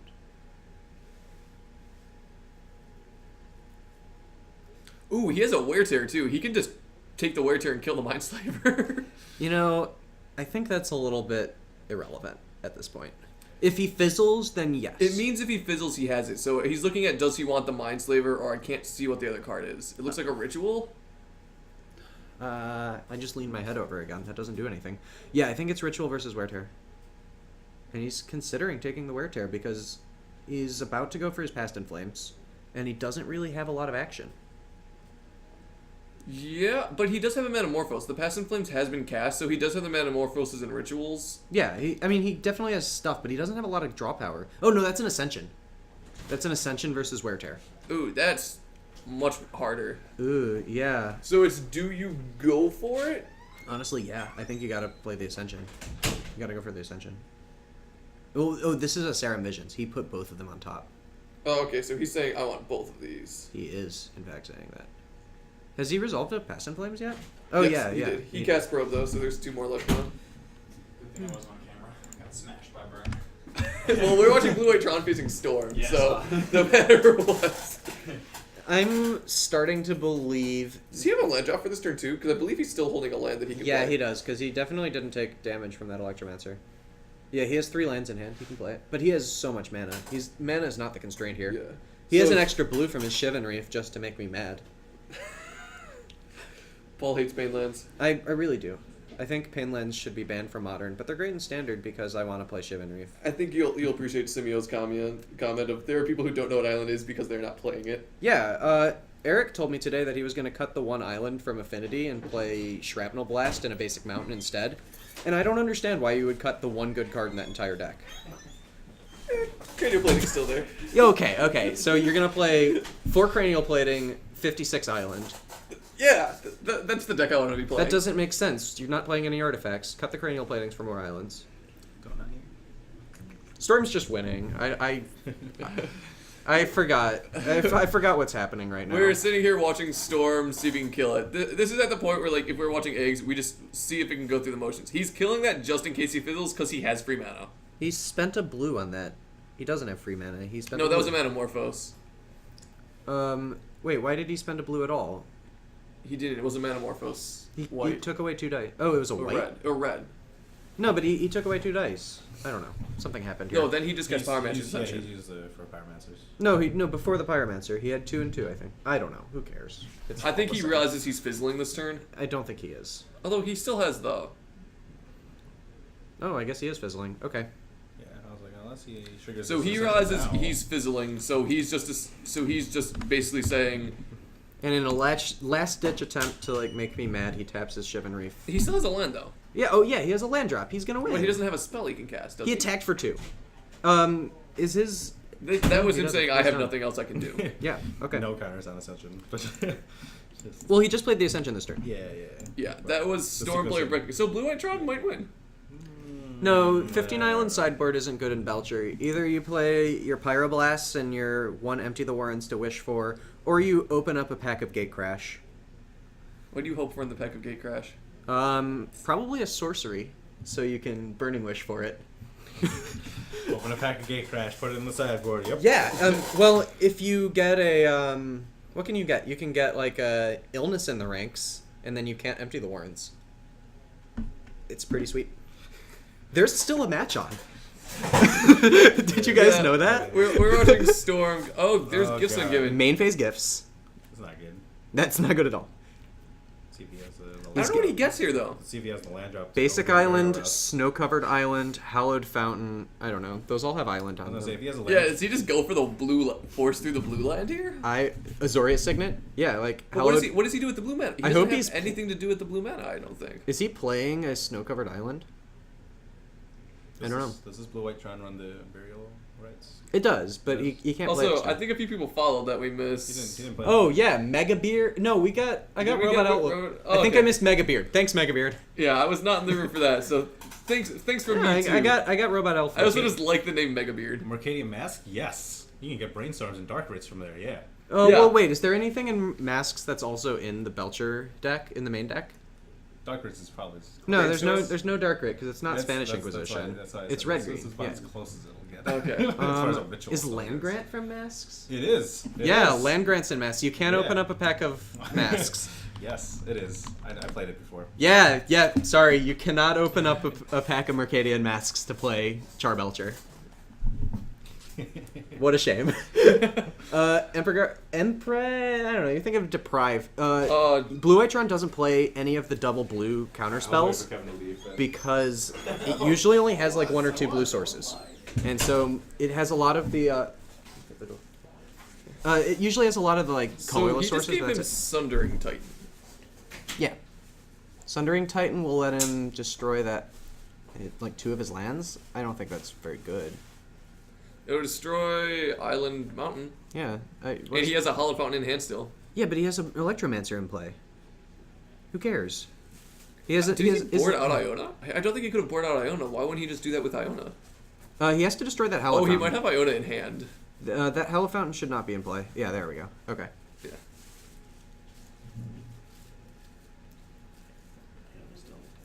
Oh, you were talking about Days. Days isn't in this format. No, you have to leave an Iona. We didn't think so. That's why I wondered why we didn't. Yeah, you have to leave an Iona. It might be in his hand. No, it's still in the deck. Oh, he just didn't grab it that time? I saw him play, he's still in the deck. Oh, okay. I think Iona gets a lot worse post board. Post board, they have either Empty the Warrens or like That's something to true. bounce it. I don't know. Because bouncing an Iona with Echoing Truth, I don't know. If you name red though, how do you beat it? Or blue, how do So you? there's beat it the named blue? flashback Desperate Ravings. So what does he go for here? Did he just pay 2 mana for his Desperate Raving? Oh, he flashed it back. Yeah. Okay. Killing the land. Not that he has much of a choice. Ooh, now he can do the free Metamorphose and Rituals. Yeah, this so might be another. He can start his Storm count up again. He can probably start the Pyromancer's Ascension up here too. His Oh, he took graveyard- 2 from a Hallowed Fountain, I think. Yes, and Jake took some from his Paintland there. No, he didn't. He Oh yeah, he Yeah, used the that- Steam Vents. He was gonna take 2 from casting the Shock. Steam Vents is my favorite card. Oh, he fetched. He fetched. Yeah, there we go. We like have an actual game again. I'm not used to that. Is Force of Will even good in Bluetron? Just kidding. It's a free counter spell. Yeah, but what's your blue count? You play a bunch. Nah, I guess it's good. It's probably good. You can also hard cast it fairly easily. No, it's double blue. Double blue is hard to do. So, Same reason it like can't play Deprive. I'm guessing we're seeing Metamorphose into. That's Serum Visions. Oh, really? You didn't want to do the Metamorphose? No, I think he's just gonna take 7 this turn. If Jeremy has a path for his own Sundering Titan, how strong is that? I don't think that's very. Oh, he doesn't have a white source. He has a Colonnade in hand. That's a Gifts in his hand, though. What can he do with Gifts? He can Gifts for Iona this turn, though. Yeah, but his Burial Rites is gone. Oh, yeah, I guess. Does Blue Eye only play 1 in Burial Rites? I believe so. We'll see. He might just be getting blue sources. I don't know if that does anything. He could be getting counter spells, too. Force will be strong in Modern. There's still like these Delver decks that Twin would are play on it. the cusp of playability. Twin would definitely play it. I don't think Twin would even be good anymore if there was efficient counter magic because that would bring back all of the fish decks like Delver. And fish decks are exactly what Twin doesn't want to see in the format. Yeah. That's the problem with clunky combo decks is the like aggressive disruptive decks beat it. I don't know. Jake has a Blood Moon in hand. Blood Moon is not very strong when there's a 7/10 in play. He probably knows that. Yeah. And also the only basic is on his opponent's side of the field. Well, we are seeing Blue White Tron do its thing, though. Storm attempted to do its thing and fizzled. What exactly is the thing that the Skiffs is doing right now? What do you think? I don't. What could would be you? Getting, I would be. What getting, would you gift for? I would get counter spells. In main phase, he doesn't have a blue source. His only blue source is Ooh. Colonnade. Ooh, yeah, that's a good point. Maybe he has a second Gifts Given? If he has a second in Barrow Rights, this could be good. I think his hand is Colonnade. What else is in his hand? He doesn't have a path. He appears to have flipped a Spell Snare. Basically, all he has to do is make sure Jake cannot kill him on his next turn and he'll win. Although Jake does have a turn of blocking with Goblin Electromancer. Jake has gotten really lucky though and has not been able to put any counters on his Pyromancer's Ascension. Yeah, that's true. He has a very large graveyard. I mean, I guess he isn't casting multiple wear terrors in this game or anything, so that could be an issue. We'll have to see. He's definitely looking at that blood.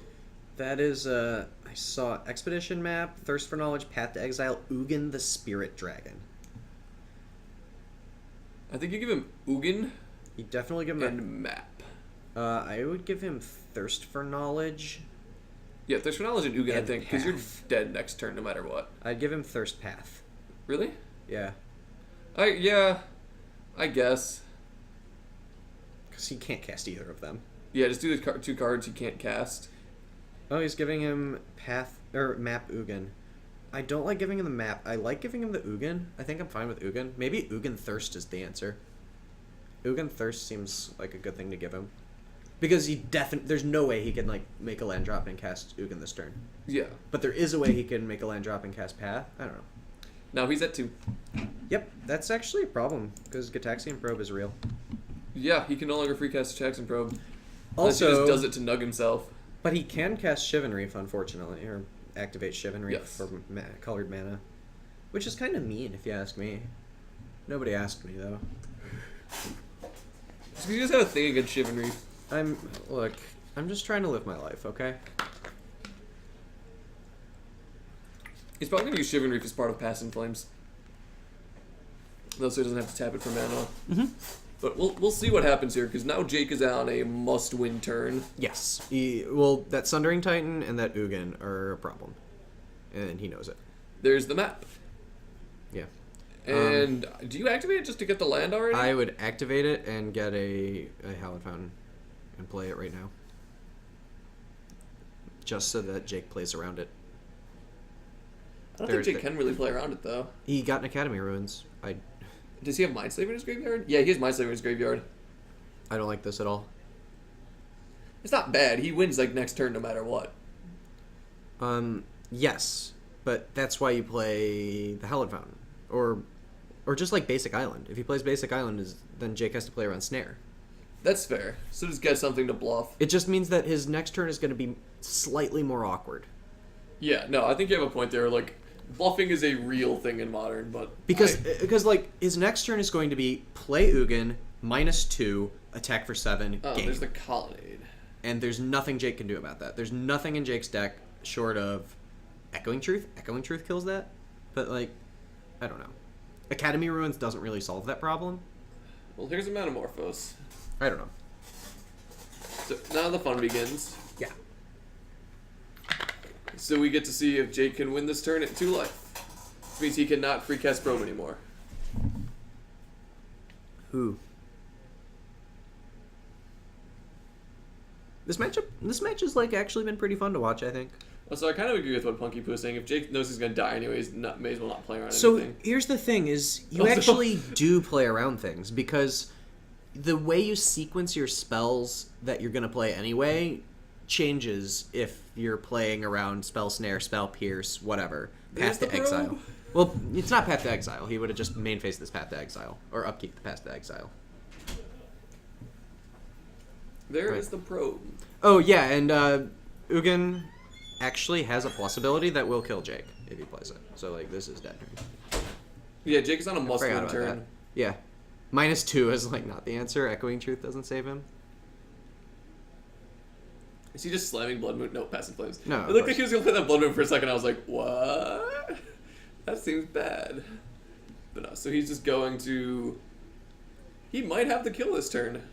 The Blood Moon is actually super relevant in his hand because he can flashback Desperate Ravings and discard it. Yeah. I think you're using super relevant a little loosely there. But now he just gets to go for the Metamorphoses, though, because now he's drawing 2 and gaining a bunch of mana from Metamorphoses. I like Desperate Ravings for... he might not have a Desperate Ravings. Oh, that's Exile. Never mind. Whatever. Yeah, now he can just breeze through all of those. Thought Scour, getting his graveyard up higher.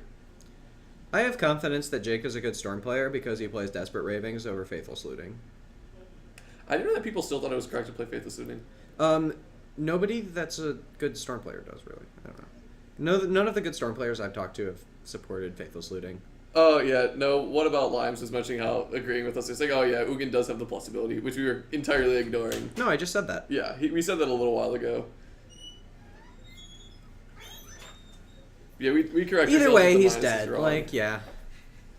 Sorry I play red decks in Standard and forget what Ugin does every now and then. It's very rare in Standard that you see Ugin's plus ability. No, that's like a good way to close out the game. Like, Yeah. no, you definitely see Ugin's plus ability. It's just not the one you're afraid of most of the The time. more feared is the minus and just go, bye-bye. Everything. Yeah. Since we're talking about Desperate Raving, someone has been asking about this card. Yeah. Desperate Ravings is better than Faithless Looting because you only discard one card. And why would you discard two cards when you could discard one card? Also, I like how Jake is currently segmenting his graveyard. The stuff right in front of him, face up, is the graveyard that has been played since Past in Flames. Yeah, and everything vertical on the right. That's a good way to do it, because otherwise it gets confusing. That is a good point that Blood Moon does buy another turn, because Blood Moon means he can block with that Electromancer. Because Jeremy will only have 5 mana. Yes. Yeah. Discarding at random matters a lot less when you're playing Past in Flames. So the comment was on if Desperate Ravings is a little bit risky because of the random discard. But, like, for the most part, a lot of your spells are really redundant. Like, yes, you do get in corner cases where it's like, oh, crap, I played Desperate Raving and discarded my Electromancer. Mm-hmm. But normally you use it when you're doing a combo turn or fishing for the combo turn. So there's actually a really good article that Finkel wrote a few months back about his... This is based on Finkel's list, the new Storm with Ravings or whatever. And he's like a big Storm. He plays only Storm, I think. I don't know. He played Infect at the last Pro Tour, but that's because he's a trader. But he made a really good comment about the Ravings choice over Faithless Looting, which is Desperate Ravings is a more powerful card when it works, and if you're afraid of it not working, then you just shouldn't play Storm. Jake just started milling Jeremy so that he doesn't deck himself. Also, Jeremy just scooped. I have seen Jake legitimately win by milling his opponent with the mill spell. Thoughtscour, yeah. There was actually a deck that tried to do that for a little bit in Modern. When Storm was sort of... Like, after Seething Song got banned, people were trying to just play Pyromancer Ascension with no Grape Shot. And you would have, like, Noxious Revivals and loop some Thought Scours to kill them. Also, yeah, Commander Scox, we were comparing Desperate Ravings to Faithless Looting and saying why you should be playing Desperate Ravings instead. Yeah, Desperate Ravings is, I'm like, gonna go check on a matchup. the better card in most situations. Card, like... Alright. Storm has a very real risk of just running out of cards. Paul's going to keep you entertained while I go find a matchup. Hey, I'm entertaining. Yeah, I'm agreeing with you, comrade. That's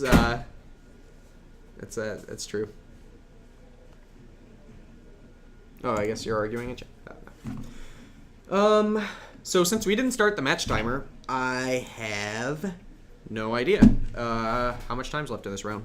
We might have a little bit of time. If we do, there might be a match. I can't promise anything.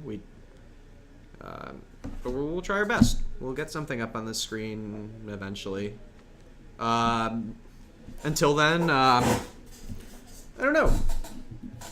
We might raffle this off again. I'm gonna keep reminding you. Sweet Russian Overgrown Tomb eventually. Make sure you're following the stream. There's a follow button right below the screen. Right below the video, and if you're entered in that, you can win some cards. We're streaming Modern out of MTG Card Market. That's in downtown, or it's in Chicago. It's near Belmont, or it's on Belmont. If you're around, come see us. We have 2 new followers, Philo V and Cancerific. Good names, and thanks for the follow. Unfortunately, Red-White Land Destruction did drop from the tournament. I really wanted them on camera. We can't do it. They have to be actually entered in the tournament. Cancerific, I would love to do a commenter versus commenter match because I would absolutely win. Not close, of course. I'm saying that because Eric's not here next to me, so he can't yell at me for it. But it's true. I'm a pterodactyl. Thanks for the follow. Ouroborean, please drive up here and play Red Green Land Destruction. It'd be really cool. If I'm here, I'll try to get you on camera. Maybe, It's no gonna be promises. Martin on the right, Sam on the left. Okay. Going into game Great image. Thanks for the follow. Let's see if we know what either Martin or Sam is playing. Sam is playing the Esper Mentor deck. Martin. I don't see Martin on here. Oh, Martin is playing Norin Soul Sisters, and Sam is playing Esper Mentor. Let me get my ugly face out of here. Hey, what's on the right? Martin is on the right with Norin Soul Sisters, and Sam is on the left with Esper Mentor. Oh, Sam is on the left Yes. with Esper Mentor. If you go back and rewatch the matchup, you will probably see us talking for like 5 minutes while you're comboing. Not about me comboing? Was that not interesting? Oh, Well, you were comboing, we're like, he's going through the motions right now. wait a You sec, guys wait a can sec, watch. wait a sec. Here, stick your face in front of this camera. Oh, hey. This person is playing Shivan Reef in his deck.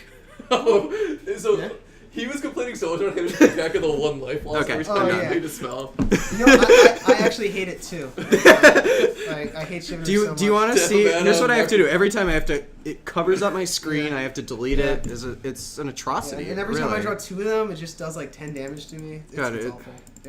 Yeah. Do you support my motion to ban all cards that deal you damage repeatedly from Modern? Just like ban them. For the streamer's perspective. Yeah. Oh no. And what's Martin playing? Martin is playing Norin Sisters, so Genesis Sisters.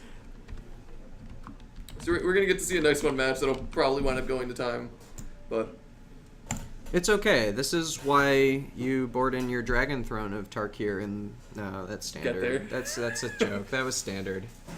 you know, it was pretty entertaining. Yeah, that's cool.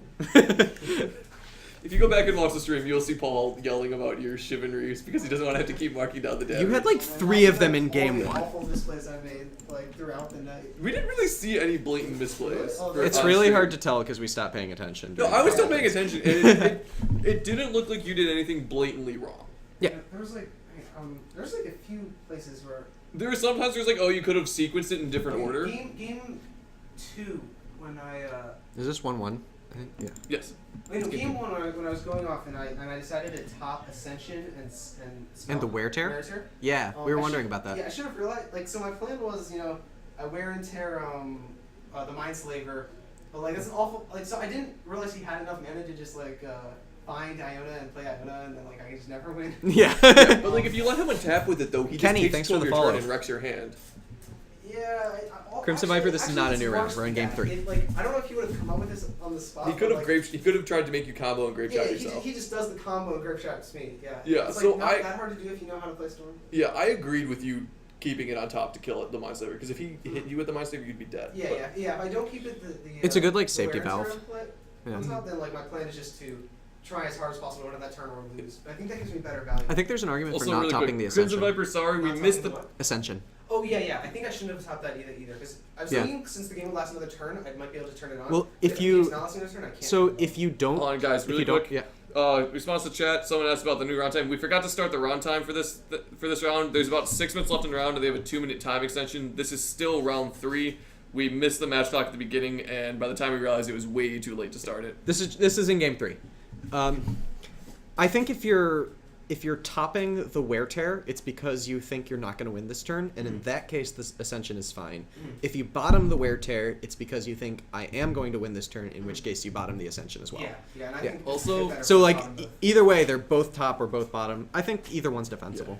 The videos will be up. You can watch this, rewatch the stream on Twitch, and the videos will be up on YouTube in a few days. Yeah. So you can go through and check through and see what if you What do you consider like it or misplaced.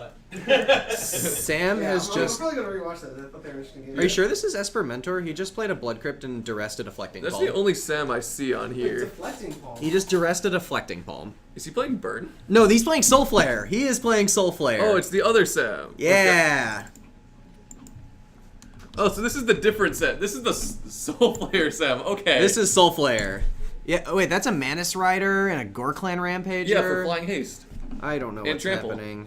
Okay, so we can see Gorklan. Yeah, thank you. There are 2 Sams, and I grabbed the wrong. I looked at the wrong name when it is. So we got to see. So we are instead seeing Soul Flare combo. Sweet. Yeah. I'm okay with that. 3-0 on my Scape There's- deck. Okay. Oh yeah, I definitely saw a Soul Flare as he's flipping through there. He has become immense. I saw a Dark Blast. Alright, I am loving this as our round 3 finisher. And Martin is stuck on one land with a 1/1 champion of the parish. This might be a Soul Flare Goldfish. I feel bad for Martin, but I kind of want to see what Right. the Soulflare deck is doing. Well, he gets, Yeah, if he bricks or whatever, but yeah, that's No, really unfortunate it- that he's on one land. Right. He's not breaking. That's a Gemstone Mine.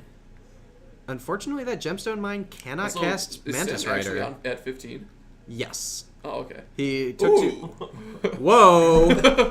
Whoa! That is double strike. Yeah, And trample. Let's pull this guy up. Okay. Okay. Let's pull up Soulflare really got quick. dismembered for life. It did get dismembered for 4 life. Oh well. Just really Whatever. quickly. So what he's trying to do is he's trying to basically play anything that gives Soulflare shenanigans. So that prophetic flame speaker being in the graveyard is kind of a good thing, I think. Yeah, because now he can give I mean, he'd rather have it in play. it double strike and trample. Sam has been attacked several times. I Yeah, think Sam he's has now been at hit a few 14. times by the. He shocked himself and has been hit a few times by the. He shocked himself. He fetched. Next time he and he's wrote, been yeah, it looks like he attacked just 3 wrote times. 14 on the paper slip too. He's been attacked 3 times. Yeah, he's definitely at the right life total. That's Mantis Rider. I guess he's not on the Soulflare plan this turn. And a Norin! Norin! And, oh my god, he's playing a Battlefield Forge. Yes, if you guys weren't there earlier in the Storm matchup, Paul hates Painlands. They're the worst. I have to cover my screen every time I want to change the life total. I don't know, I'm just really happy that we're Disgusting. seeing Norin the Wary, we're seeing some really fun shenanigan cards because it's Soulflare. Norin the Wary is sweet. I picked up one at one point because at that time I thought EDH was okay. Grizzly Salvage, that does everything you want to do in this deck. Gorklan Rampager is a trample enabler. Oh, he's taking the Gorklan. He doesn't have the Soulflare yet. It's interesting. And unfortunately, his graveyard is slightly off camera because the camera pan isn't wide enough. It's okay. But we'll live. We know he has a Flame Speaker, and I don't think he has anything else. Gorklan Rampager. Oh, he did have a Gorklan? And if his Mantis Raider dies, I think he does. If not, he can just pitch it here. Mantis Rider's so good. That's So time. unfortunately, we might see this go to a draw. No.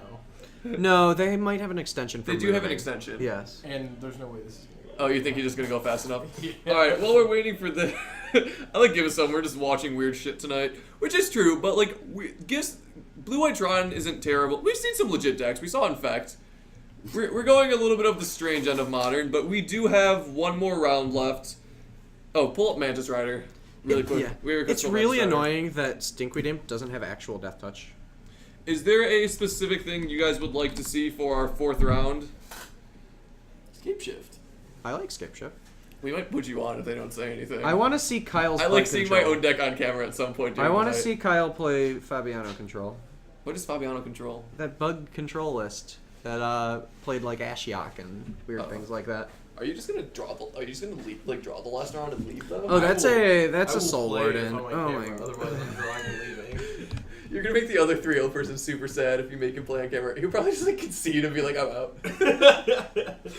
Hope so. I just want, for the record, Martin has in play both a Soul Warden and a Battlefield Forge. So Eat Compost wants to know says we should watch the 3-0s. We do have a lot of 3-0s. I do know our friend over here. What you're gonna have to remind me of your name? Ryan Bogner. Ryan Bogner. He commentates sometimes for Legacy. Is on my Scape Shift deck and he's 3-0.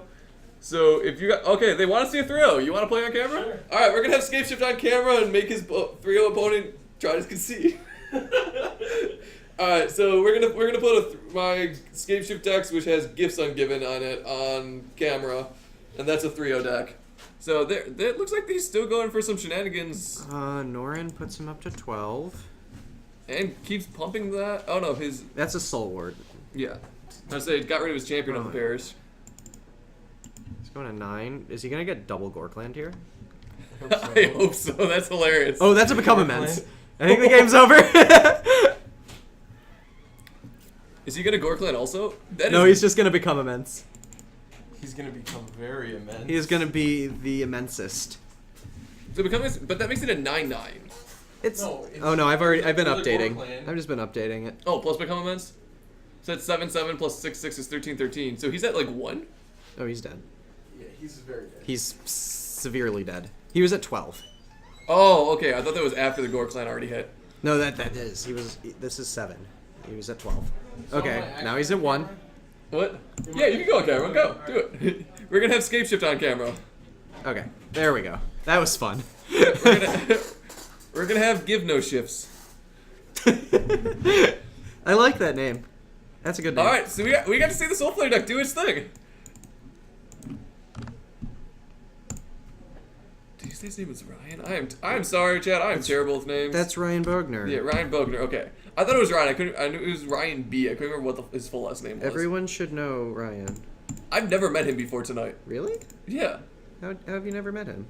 because I haven't. He plays High Tide. Yeah, I don't play Legacy. He plays something else. He plays Scape Shift apparently tonight. Yeah. He's gonna go up against Burn though and just make it miserable. Has he played Scapeshift before? I don't think so. A little bit. He asked me for a refresher on the deck, Yeah. but he's 3-0, so he knows what he's doing. Yeah. Well, it's hard to go I wrong love with how Cryptic Command, everyone honestly. can 3-0 on my Scape Shift deck except for me. I always drop a game, but when I let people, they 3-0. So I just need to learn how to play Scape Shift better. No, I think you're giving evidence for the claim I made earlier, which is that if we had a commentator versus commentator match, I would win. Yes, probably. We should do this giveaway at some point. Yeah, it's after the 4th round. After we do it end of fourth stream. round. Make sure people stay the entire time, man. Also, did you think Yeah, I did. Kanani? Well, I'm going I to think it's thank you, Kenny. Kenny. I didn't think Great Image, though. Thanks for the follow, Great Image. And did you get Pterodactyl? Yeah. Oh, yeah. Pterodactyl. Pterodactyl. Remember how you can't pronounce anything Pterodactyl. correctly? No, I just that is an intentional mispronunciation. Ooh, he has some Avalanche Riders in his board too. Land Destruction. I am loving this Soul Flare deck. I don't know what is going on here in that deck, but I am loving it. Yeah. It's kind of a shame we didn't get to see more than one game where... I just got to see a Mantis Rider with Goreplan, Rampager, and Become Immense. That makes me happy enough at this point, honestly. I'm pretty happy. It's I full do- 5 color. I feel bad for Martin because Martin did brick heavily on his draw, like land there. So it really wasn't a game for his perspective, but So are we getting Scapeshift on? yep. We're going to have Ryan Bogner on Scape Shift with gifts. Alright, I'm gonna go see who his opponent is. All right. And the round pairings for the next round is up. That's not very nice, Houts. We actually have had some pretty good games on stream. That was unfortunately bad for Martin. He didn't draw. He just didn't have the land. But we got to see the Soul Flare deck do its thing. Up next, we're gonna have two 3-0 players. Hopefully, the second 3-0 player. Well, we're not giving him a choice. Ryan Bogner is sitting down on the right there with Scape Shift. He's playing it no matter what. So he's just hoping his opponent. We're hoping his opponent is willing to play also.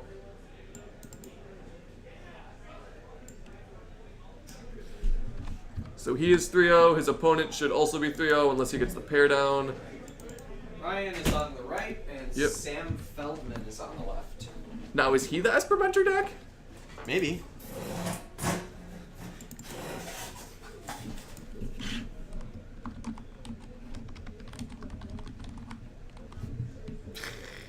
That is the deck name. That is what I write it down as whenever I do a tournament. Deal. That is actually what I write it down as. I mean, I think that there's a very big problem. Here, no, let's do last names. We can do this. I don't know how to spell his last name. I do. I think there's a serious problem in Magic culture, where we give boring names to exciting decks. And this is, I think, a step in the right direction. I like this. I like this a lot. Caliber Kazoo, which deck would you like to see a deck tech on? Yes, we do need to start the round time. I believe it just got called Start Now. Thank you for reminding us, Torlash. Caliber Kazoo, which was the deck you wanted deck tech on? We've shown 3 Gifts Ungiven decks on this stream. Yeah, yeah, this is all 3 main ones in Modern. Although I don't know that I want to call Scape Shift a main one now, but yeah, we have shown 4C Gifts, we have shown Blue White Tron, and now we are showing Scape Shift with Gifts Ungiven. Torlash, thanks for the follow.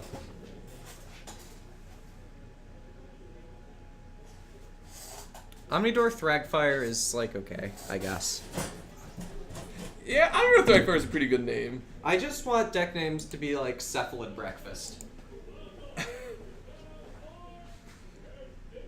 Time has not started. Reset the timer. Now it started. Correct. Timer to start. He said it begin. So now the timer's correct. We started. We jumped the gun a little bit on the timer. This is Esper Mentor. We need to put his deck up. It's either Esper Mentor or Soul Flare. We just saw Soul Flare, and it's not Sam. Actually, it could It's a be him different Sam. It Yeah, might especially be. I don't know. All I've seen is his hands. He's on the same side of the tables. We think we'll see. We'll be able to tell by his opening hand what it is. Okay, fair. Full English Breakfast is a really good deck name. Cheerios is also good because they're like zeros. It's clever. And he rolled an 8, so let's see what he's playing. See if we can get it on. Ah, it's Soul Oh, Flare! yeah, we can see the full match. Got it again. Soul Flare is at 3-0 and we're watching it. This is great. I like how you put Tron on against Storm. We didn't know. That's gotta be a good matchup for Tron. We put Tron on. We didn't know who he was playing against. We're getting some serious criticism from someone. Won't be named right now. Shay. Okay, it's Shay. I don't care. Criticism. Unwarranted. Shay almost commentated if I could have given him a heads up. We're gonna get Shay behind the booth at some point. If we're gonna call this a booth, it's really just a corner in the back storage room. I always name all of my decks on my deck list Jund, which is great. No, I because thought it was Affinity Pod. I've never played Jund. Oh, yeah. Remember when Ryan got really mad at me for Affinity Pod? Yeah, for those longtime watchers, me and Paul have both sometimes told Ryan our deck was Affinity Pod because Ryan, who was one of our older commentators, he hasn't been here in a bit, but he really wanted to just commentate on it. No, because we... Don't make me enroll in DQ both of you. Excuse me? You're excused. Hey, we get 2 free packs. We enter the tournament. Without prizes. You can't do that. DQ means without prize. It's true. Search for Tomorrow from Ryan, and that's a fetch land. Is he going 19? Nope. Is this... So Sam was on the play here. So we get to see Soul Player again. This is... I'm stoked. We get to see some funny stuff. I'm kind of excited. Tin Fins is great. It's named after some random sitcom episode. Is it really? Yeah, I think. I don't know. Tin Fins is named after, like, the inside joke between whoever, like... Well, that's is like Dead making Guy it. Ale. Dead Guy Ale is also a great name. We really need to get, like, some... If there isn't already, there needs to be, like, a Wikipedia for how deck names got their names. Like, I'm sure there's threads for it, but I'd love to see just, like, some of the really, like, silly deck names. Yeah, it's probably all just, like, buried on the source somewhere. Sam is continuing to play 2 lands that will not combine to cast Manus Rider. I don't know that for the most part he actually plans on casting Manus Rider. I think he does. I think he more wants it in his graveyard. Yeah, it's named after an episode from C-Lab 2021. I don't know what that is. I just... but it's a random restaurant of the show. It's a really great deck name. I'm just really happy about it. Also, as a reminder, because we haven't had too much time between rounds, after this round we will raffle off the Russian Overgrown Tomb that is original printing from Ravnica. So that'll be our raffle for this after this round. Mud is an interesting deck name, and I really like it because it incidentally just sort of conflicted with Mono Blue Devotion in Standard. Even though, obviously, Mud as a deck name is way older than Mono Blue Devotion. It was hilarious. So apparently the reason why I don't know about it is because of a bad comedy show on Adult Swim. I do know good comedy shows on Adult Swim. There aren't really that many of those. Futurama was an excellent show, but that wasn't really... Was that Adult Swim? It got moved... It got later on put onto Adult Swim posthumous, basically. Yeah. Because that's a really good show. Hey, it's another basic that won't cast Manus Rider. Oh, that's all he has. He has an Overgrown Tomb in his hand, and guess what we're giving away later? Eat Compost is wondering how to enter the raffle. Basically, if you are followed us, when we start the raffle, we'll call it the start for the raffle, and then we'll type, yes, chat's answering. You type in ! raffle. We'll mention when we start it, and then it'll run through. Also, I have never... That's Soul Flare just attacks for 8. Oh, that is a flying haste, double strike, trample, Soul Flare. And Vigilance. And Vigilance. That is a brutal beatdown. So, And yeah, Flying, Vigilance, Haste, Double Strike, Trample. So how funny would just bouncing with Cryptic Command be? I mean, it'd be fine. It also means like it loses everything. I mean, it already hit for 8. Can Soulflare gain indestructible? Yeah. Yeah, it gets a lot of things. I know some people will just throw gods in their graveyard to give it indestructible. I think it's I think Soulflare would be really, really funny if it could gain Defender. No, that's actually relevant though in the standard deck of this, because then you can't use Sylvan Caryatid to give it hexproof. Yeah. Like right now, the standard version of this deck is using Sylvan Caryatid to give it hexproof. Yeah, but it would be really funny if you couldn't do that for whatever reason. Also, I have no idea what Ryan boards in against this matchup. Ryan is playing Eric's deck. Eric lent it to Ryan, and Eric plays awful basic lands. Those are Return to Ravnica basics. At least he uses 3 of the same art. I use all my basics have the same arts. It's just all from Return to Ravnica because I actually really like the Return to Ravnica art. Yeah.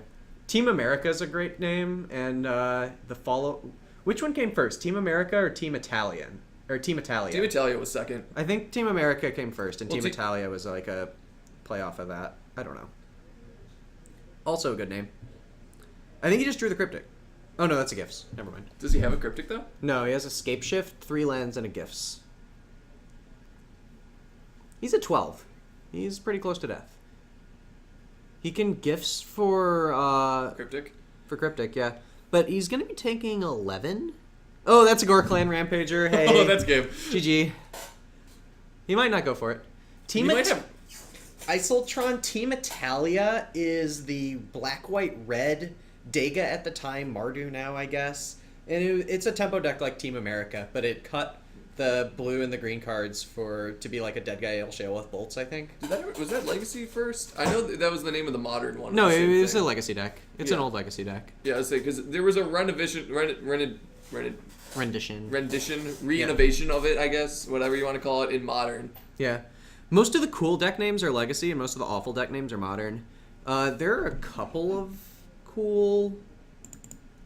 no, there. Yeah, I believe he's just dead. Yep, that's game.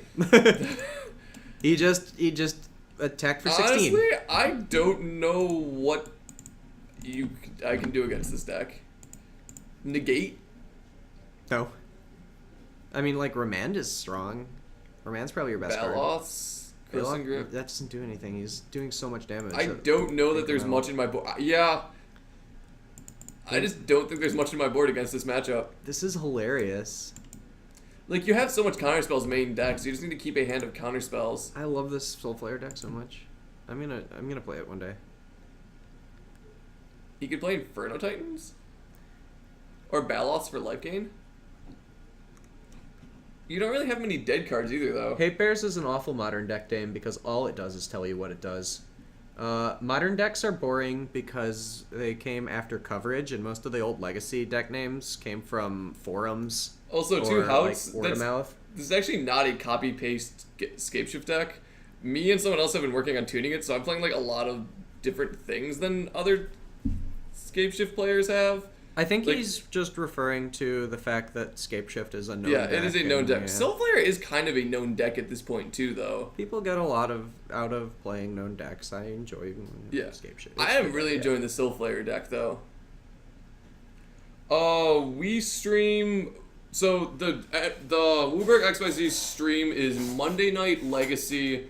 that I believe starts at 7. Wednesday and Thursday. Wednesday is Modern. Thursday is Legacy. Yeah, it is in our channel description at 7:30, and that's Modern and Wednesday, Legacy tomorrow. So those are our 3 main stream days. There are different commentators every time. I basically only commentate Modern because it's my most familiar format.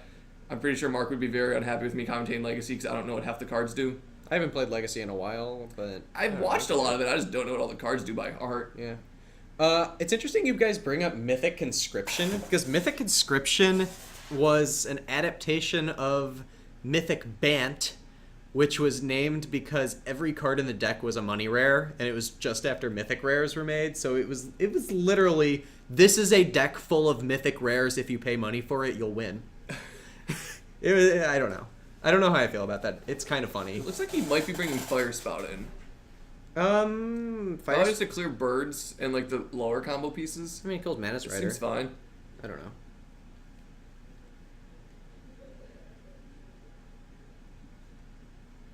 Yeah, I don't know. My one thing is when I play decks, I tend not to put down like real names for them, except for I guess Affinity. Yeah.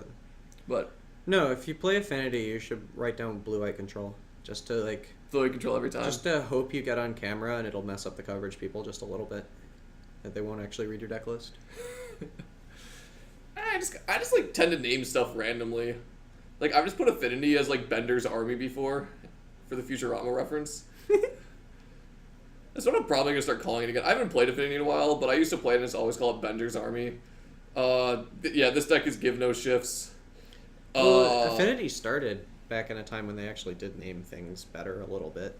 I mean, I guess Big Red was the other deck in that, and Tooth and Nail, so there were kind of descriptive names. I don't know. Yeah, I'm trying to think. Like, I don't really have a good nickname for Ad Nauseam. I just call it Unlife. Well, the name for it when it was in Extended was ANC, A-N-C, as like a playoff of Ad Nauseam Tendrils, or... Yeah. Yeah, because Ad Nauseam Tendrils was the Legacy, Storm deck. Well, Ad Nauseam Fetchland Tendrils, I don't... Yeah. Wait, Shardless Jeskals? That seems entertaining. Jessica Coles. Jessica Coles is for miracles. Shardless. Shardless Jessica Coles. Soul Sisters is a pretty cool name. Soul Sisters only managed to keep its name because it like stayed relatively under the radar until it just like spiked to tournament or something. No. We're having more. He's playing some White Border Basics. Oh, that's not a basic. That's not a basic. Oh no, he is playing White Border Basics, but that's I think a White Border Birds. Oh, yep, that is a White Border Birds. Strawberry Shortcake. That's a good one.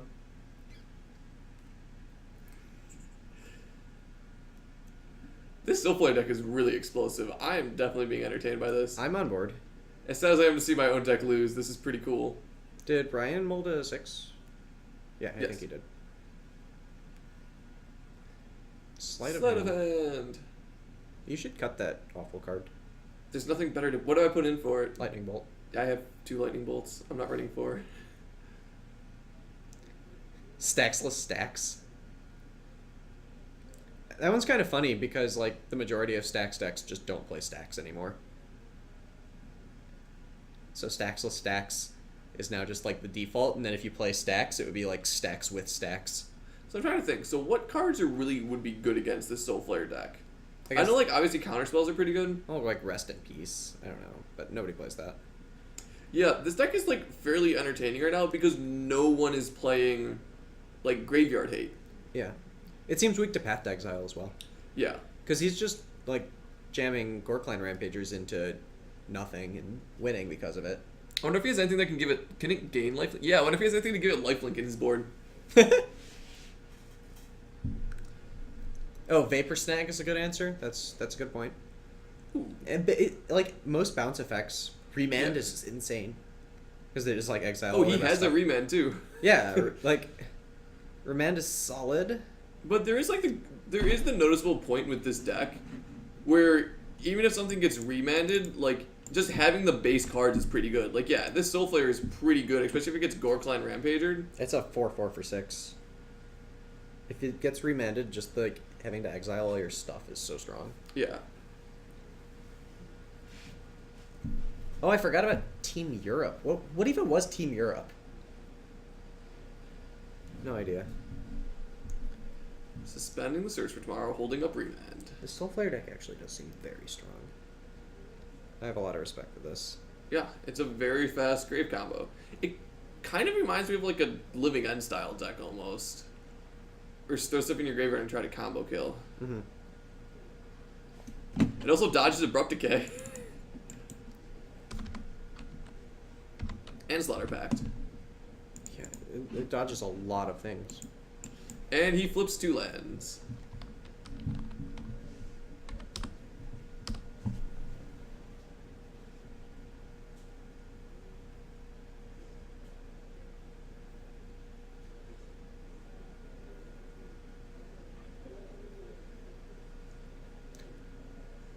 I never really got straight what The Rock was referring to, because I know it's like a The Rock reference, but it's also like Phyrexian Plague Lord was supposed to be The Rock, but then also did the he deck was The remand Rock. there? I don't know. He remanded a Duress that just got recast.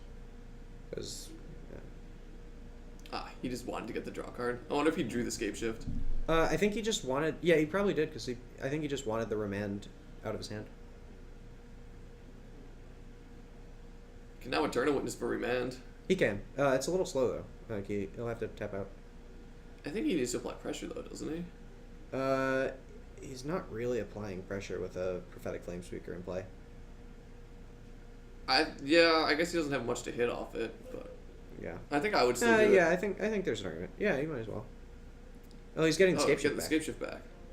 Yeah, that seems fine. He's getting grizzly salvaged. So you can still get 6 lands. If we have 5 lands, so if he just plays the 2 lands in his hand, ooh, Blood Moon. Yep. Blood Moon is ballsy. Yeah, I guess he has Birds of Paradise. He's fetching for playing a basics. lot of basic forests and swamps. Blood Moon and Mantis Rider in your 5-color deck is hilarious. I appreciate that.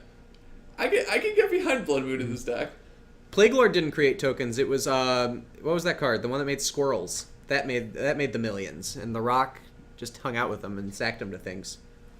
Hermitage? Deranged Hermit. Deranged Hermit. Yeah, Deranged Hermit. That was the millions. The millions and millions. What cooked though? What? What cooked? I... You have to smell. What Oh, the rock hey, is that's a Blood Moon. This game doesn't look good for Ryan. That's my opinion on the matter. Does he just jam the Blood Moon here? Yes. Like, Ryan stepped out. Oh, get the second black so you can still cast Soul Flare. At least he has an island open. Island's not going to do anything. He doesn't have a forest though. I wonder if he has to get the forest here. I think you have to hope for Cryptic Command. No, I think Did he has to he- get the forest. Do you play Crossing Grip in your sideboard? Yes. Do you think he brings it in? Probably Nope. not. If I was Ryan, I would not be expecting Blood Moon from this deck. Yeah, against 5-color Soul Flare, and he's just going to lose to it. Yeah. You have to get... Oh. Yeah, I think you have to get an island so that you can attempt to get the third island somehow and then cast Cryptic Command, but... And he exiled Mantis Riders. That's the haste vigilance. But he's swinging for 8, or for 5 here? He's swinging for 5? No, 6. He's swinging for 6. That's so strong. There's not nearly enough time for him to draw into Island and Cryptic Command. Yep, here's the Blood Moon. Yeah. That is a brutal match. So... Did he play the Blood Moon? I can't see. Yeah, he did. So, everyone, I think an important lesson we learned today is that Blood Moon is a strong Magic card. Yeah, we've seen a few games just be scrapped by Blood Moon. Although Grissix fought through it. Mm-hmm. Yeah. Yeah, he got the second island. I think the stream needs more Splendor Twin. Well, to be fair, we've seen 3 gifts on given decks, so I mean, I shouldn't be complaining too much. Yeah, we actually... Gifts Ungiven is pretty entertaining. Though we haven't actually seen Ryan cast Gifts Ungiven. No, but, I mean, we know he has it in his deck. He can't get on Burial Rites. That's a first. Ooh, that was a nice one. What's the last card in his hand? I think it's a... Oh, he played the Flooded Grove. I don't know. He drew it for the turn. So if he has Gifts Ungiven, you can get, like, Island, Cryptic Command, Repeal... Ryan did get the basic forest. I think he's expecting to maybe draw Search for Tomorrows or... No, he got the island and drew the basic forest. No, he already had an island. Oh, he got the island and drew the basic? Okay. Yeah. Is that just That makes game? sense. Yeah... 8, 16... Well, no, because the Gorklang got flipped to the second, to like the okay, normal he didn't comment. just cast that. Yeah, so he's only swinging for 6 here. So he's at 6. Yes. What can he draw here? Ryan can... Well, I mean, he can chump that Flame Speaker, and honestly, he should have with... I think... I don't know. What's that? What is that? The Ashinos Slaughtermaster? Oh, man. I played this card in Super Casual once. Got it. Well, Soul Flare got a quick 2-0. What can I say? That was sweet. I do love me a good scape shift, but that was sweet. Yeah, that was pretty entertaining, too. That was really cool. I want to get this guy's deck list, honestly. Anybody else care about his deck list? I can ask him for his deck list. Yeah, like, is there interest here? I can get him to write down the deck list, and we can get Mark to post it on the Facebook page. Yeah, So if you guys, we do this sometimes. If you guys really are interested in it, I am. I don't know about you. yeah. So we'll get him to see. We'll see if he'll give us his deck list, and then we can throw it on the Facebook page. So if you guys aren't, make sure you follow it on Facebook. Make sure you're following us on Facebook. Yeah. Actually, yes. So we can. I'll go talk to him about that really quick and see if we can find another matchup. Okay, yeah, see if we can find another match. I've seen Slaughtermaster before in decks like this. I haven't seen Mantis Rider. Mantis Rider is interesting in decks like this. It seemed to work for him, because the haste and the flying is very nice. I think it adds quite a bit to this deck. We'll try to get him in here. We're going to try to actually get another match first. So maybe if we get another match after that, we'll do. We can try to do a deck tech with with Sam, if we can get him. If he might want to leave, I don't know. But if not, we'll try to post it on our Facebook. If you're not following our Facebook page, it's just WUBRGxyz. We'll tell you when we're streaming. But we'll do our best to try to get this list for everyone. We'll probably have another match coming on now, though.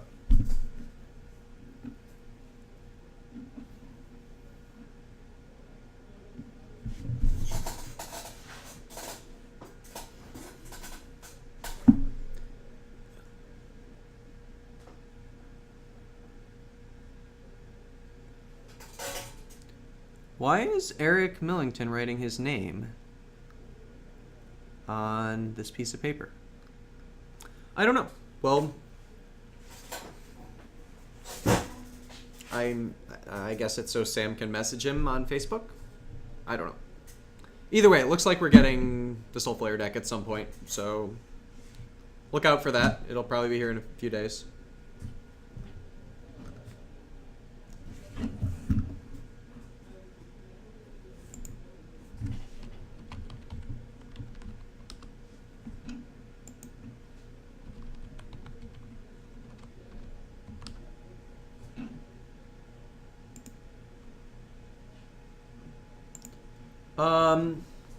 Lefarius, it's facebook.com/WUBRGxyz. He's going to send me the deck list, and I will pass it to Mark to post it. Do we want to throw one more matchup, or do the raffle and end the night?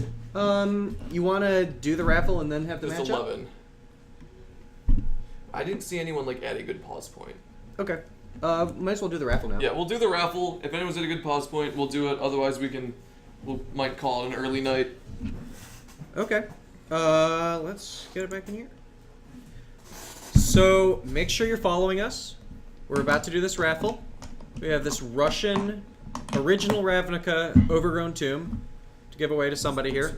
I think Mark will mail it anywhere. Do you have to be in the U.S.? I don't think you have Nope, to be. he said he will mail it anywhere once. Yeah, so just as long as you're following, we're going to open the raffle in a second. Do ! Raffle. You'll probably see it. What's up? So, everyone, if you don't know... Don't do it yet. Wait until we start the raffle. Just like Cancerific did, you type in ! Raffle. Mm-hmm. And so we're going to open the raffle. Everyone... Yeah. Yes. Everyone can now flood with ! Raffle. ! Waffle, though fun, will not actually get you in the raffle. I am sorry to say. I just want to get KMCs instead of these. What? One of my sleeves got split. What are you using? Dragon Shields? The one with the watermark.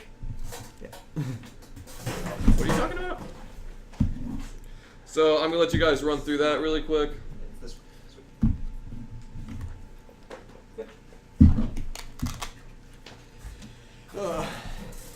see. That's not the raffle. That's an electrolyze. That's the raffle. We got a bunch of followers right before the raffle. We can shout those out. J. Loash, Corrupt Gargoyle, Brunette, Princess Gloom. Thanks for the follows, you guys.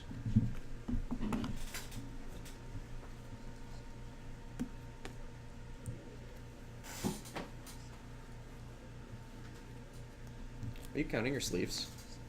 Blakeosaurus. Whenever I land a deck, I always count sleeves and sideboard. I always count main deck and sideboard when it gets returned. Oh. I trust Ryan, but it's a force of habit. Yeah, I mean, that's a good habit. You should also probably pick up a thing of sleeves. I do not play AQ, thanks for the follow. We should go do our commentator match just over there. No one talking. That'd That's be a not good gonna thing happen. after the stream. See that? Yeah. Oh. Lefarius won. Yeah, Corrupt Gargo, we normally start at 7:30. Commander will also take his blueberries and maples. Yeah. Blueberries and maple syrup are not part of this raffle. Just one sweet card. If we put it with blueberries and maple syrup, it won't be sleeved when we do it. So you'll just have a really messed up card. I recommend putting at least a perfect fit and a sleeve on your waffles before applying syrup, please. Not responsible. Alright, if you- so this looks like it's settling down. We'll give everyone to the count of 5. Should we count it out in the chat? Nope. Yeah, Wait, sure. well- Count out in the chat. Yeah, there's lag. Come on. 5, 4, 3, 2, 1. And now we're going to close the raffle, which is going to take more than 1 second. How do we do this? And now draw. All right, we got this. And the winner is Millard 333. So, hold on, just leave it. It already gets announced. Yeah. Or it should have gotten announced. Did that get announced? Yeah, just copy. Just paste it. Oh, here we go. Oh, announces. Okay, there we go. So, Miller333, if you haven't heard the drill before, we are sending you a private message really quick. This is yours. So, we're going to send you a message. Just respond to us with your preferred shipping address.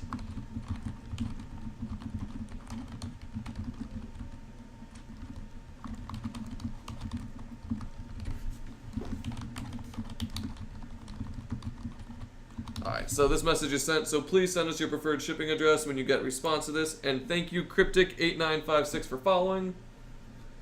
So that has been sent. You can send us a message back and it'll get sent out within a week.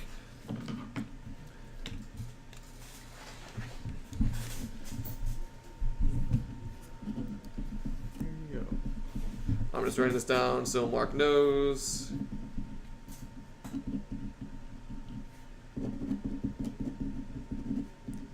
Congrats, I'm jealous. Yeah, it's a pretty sick looking promo. So yeah, for those of you guys who don't This is know, like really good. when we're at Card Market, we send out we raffle off promos at some point. Depending on how many there are, depends on when we raffle them. Yeah. I'm gonna see if there's one match that looks interesting to throw up. Otherwise, we might just call it a night. We can get out of here a little early. There might be. Oh, they were also asking maybe if we could have the Soul Flare person talk a little bit, if we have a little bit of time. I think you already took off. Oh, okay. I mean, that's fine. I'm pretty sure you just grabbed it. We can't Send stop me- him from send taking me it. the deck list, someone, I'll put it up. Yeah, okay.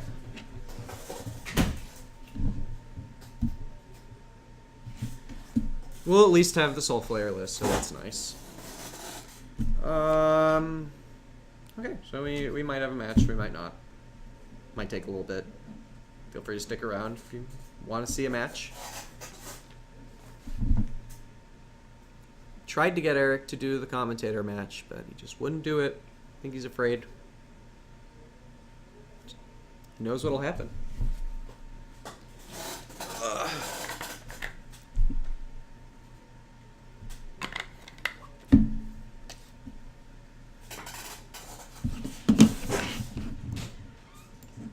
Yeah, everyone looks to be mid-game. Okay. Do we have anyone that's even like still in game 2? We have a chance at it. Nothing looked very close, so I think we just call it a night. Oh man, hey, look what I can do. I can pull up. Oh, you can pull up the Russian Overgrown too. It doesn't have the Russian for this Oh. edition. What is this? It exists. I promise it's real. All prints in all languages? I don't know. Yeah, so there doesn't look to be anything between rounds. The guy who was playing the Soul Flare deck list is playing the Soul Flare deck, is sending me his list, and I will get Mark to get that posted probably on the Facebook. Oh, it just has an English picture. So if you guys are not paying attention, if you guys are not following our Facebook and you are interested in the deck list, you should do that. Moobot keeps popping it up, but it's just the WUBRGxyz. And so we post deck lists when you guys want them there. So that should hopefully be up in the next few days, along with all the YouTube videos of today's stream. So if there's anything you guys thought that was entertaining, you should. I'm like not even in camera right now. You guys can just come back and watch that again. On the camera. I don't know. Yeah. Miller D just followed. Oh, thank you, Miller D, for following. Miller. Oh, did he? Oh, he refollowed then, I guess. I don't know. Thank you I had guys to do it to for. win. I don't know what happened. Yeah. Thank you guys for watching us stream. We are going to be back here tomorrow at 7:30 for Legacy. Yep. So come on down. I guess just tune in tomorrow for that, and we will talk to you later. Yep. And where's the